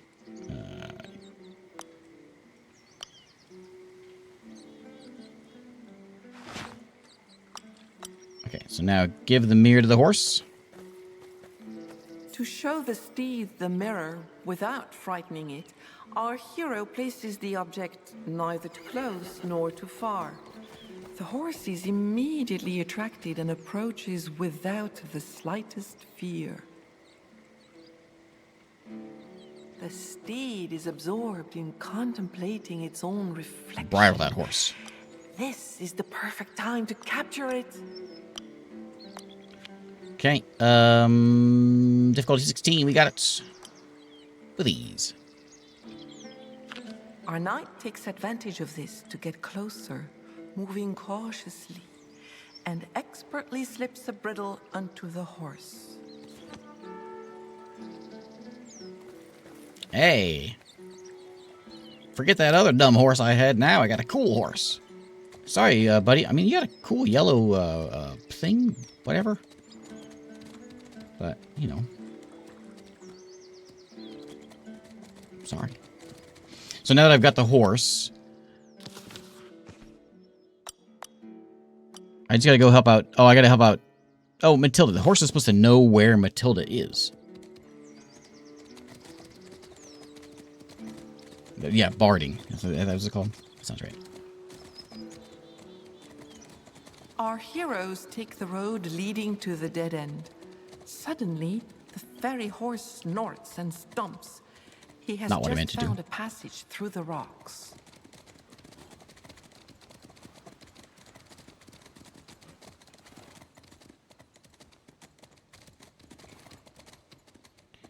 Hey there, Matilda. What's with all the hiding?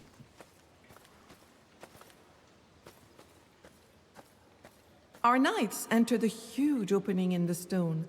But what a surprise when they see a beautiful and noble lady sobbing on the floor on a makeshift bed.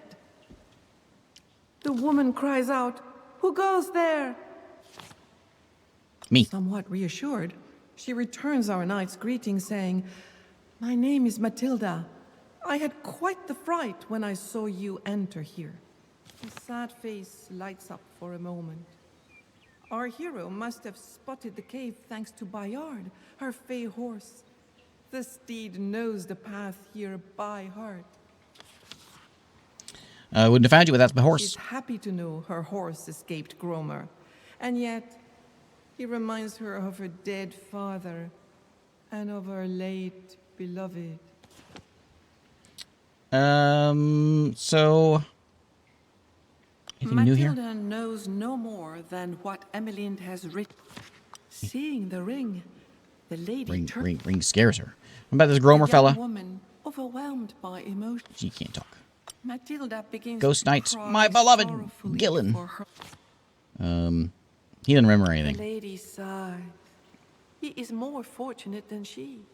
That's a curse. Can I help? Anything to help him? She mentions a love song they often sang together. With an instrument, Oh, I get to go our sing? hero could easily learn the tune and remember it.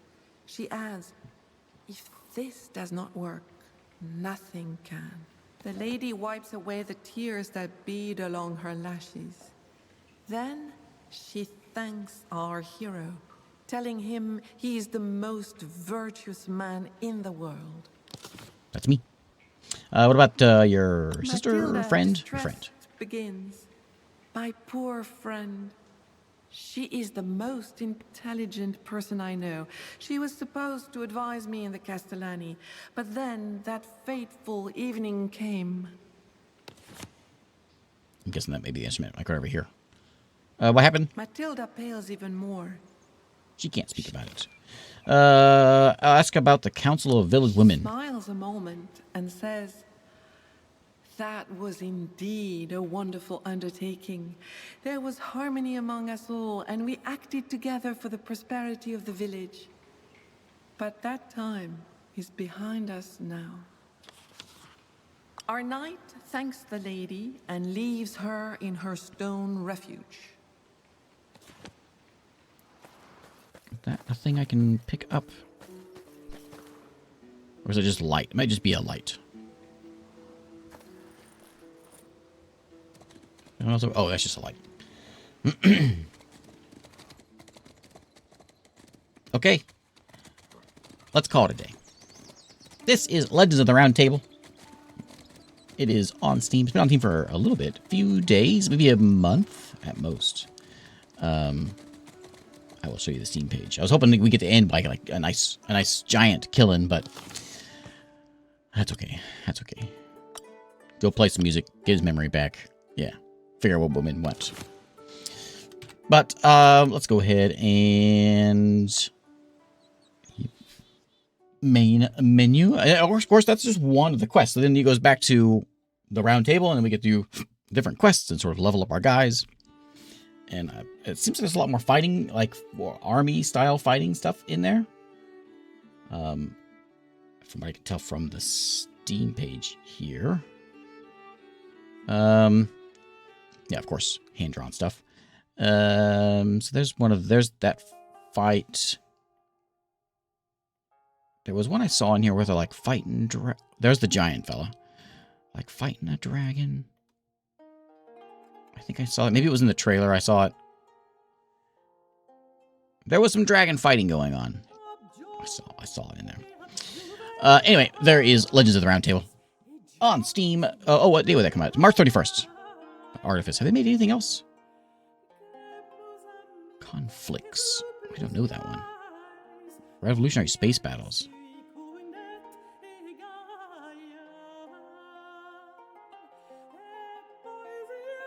Spaceships, lasers, and chickens.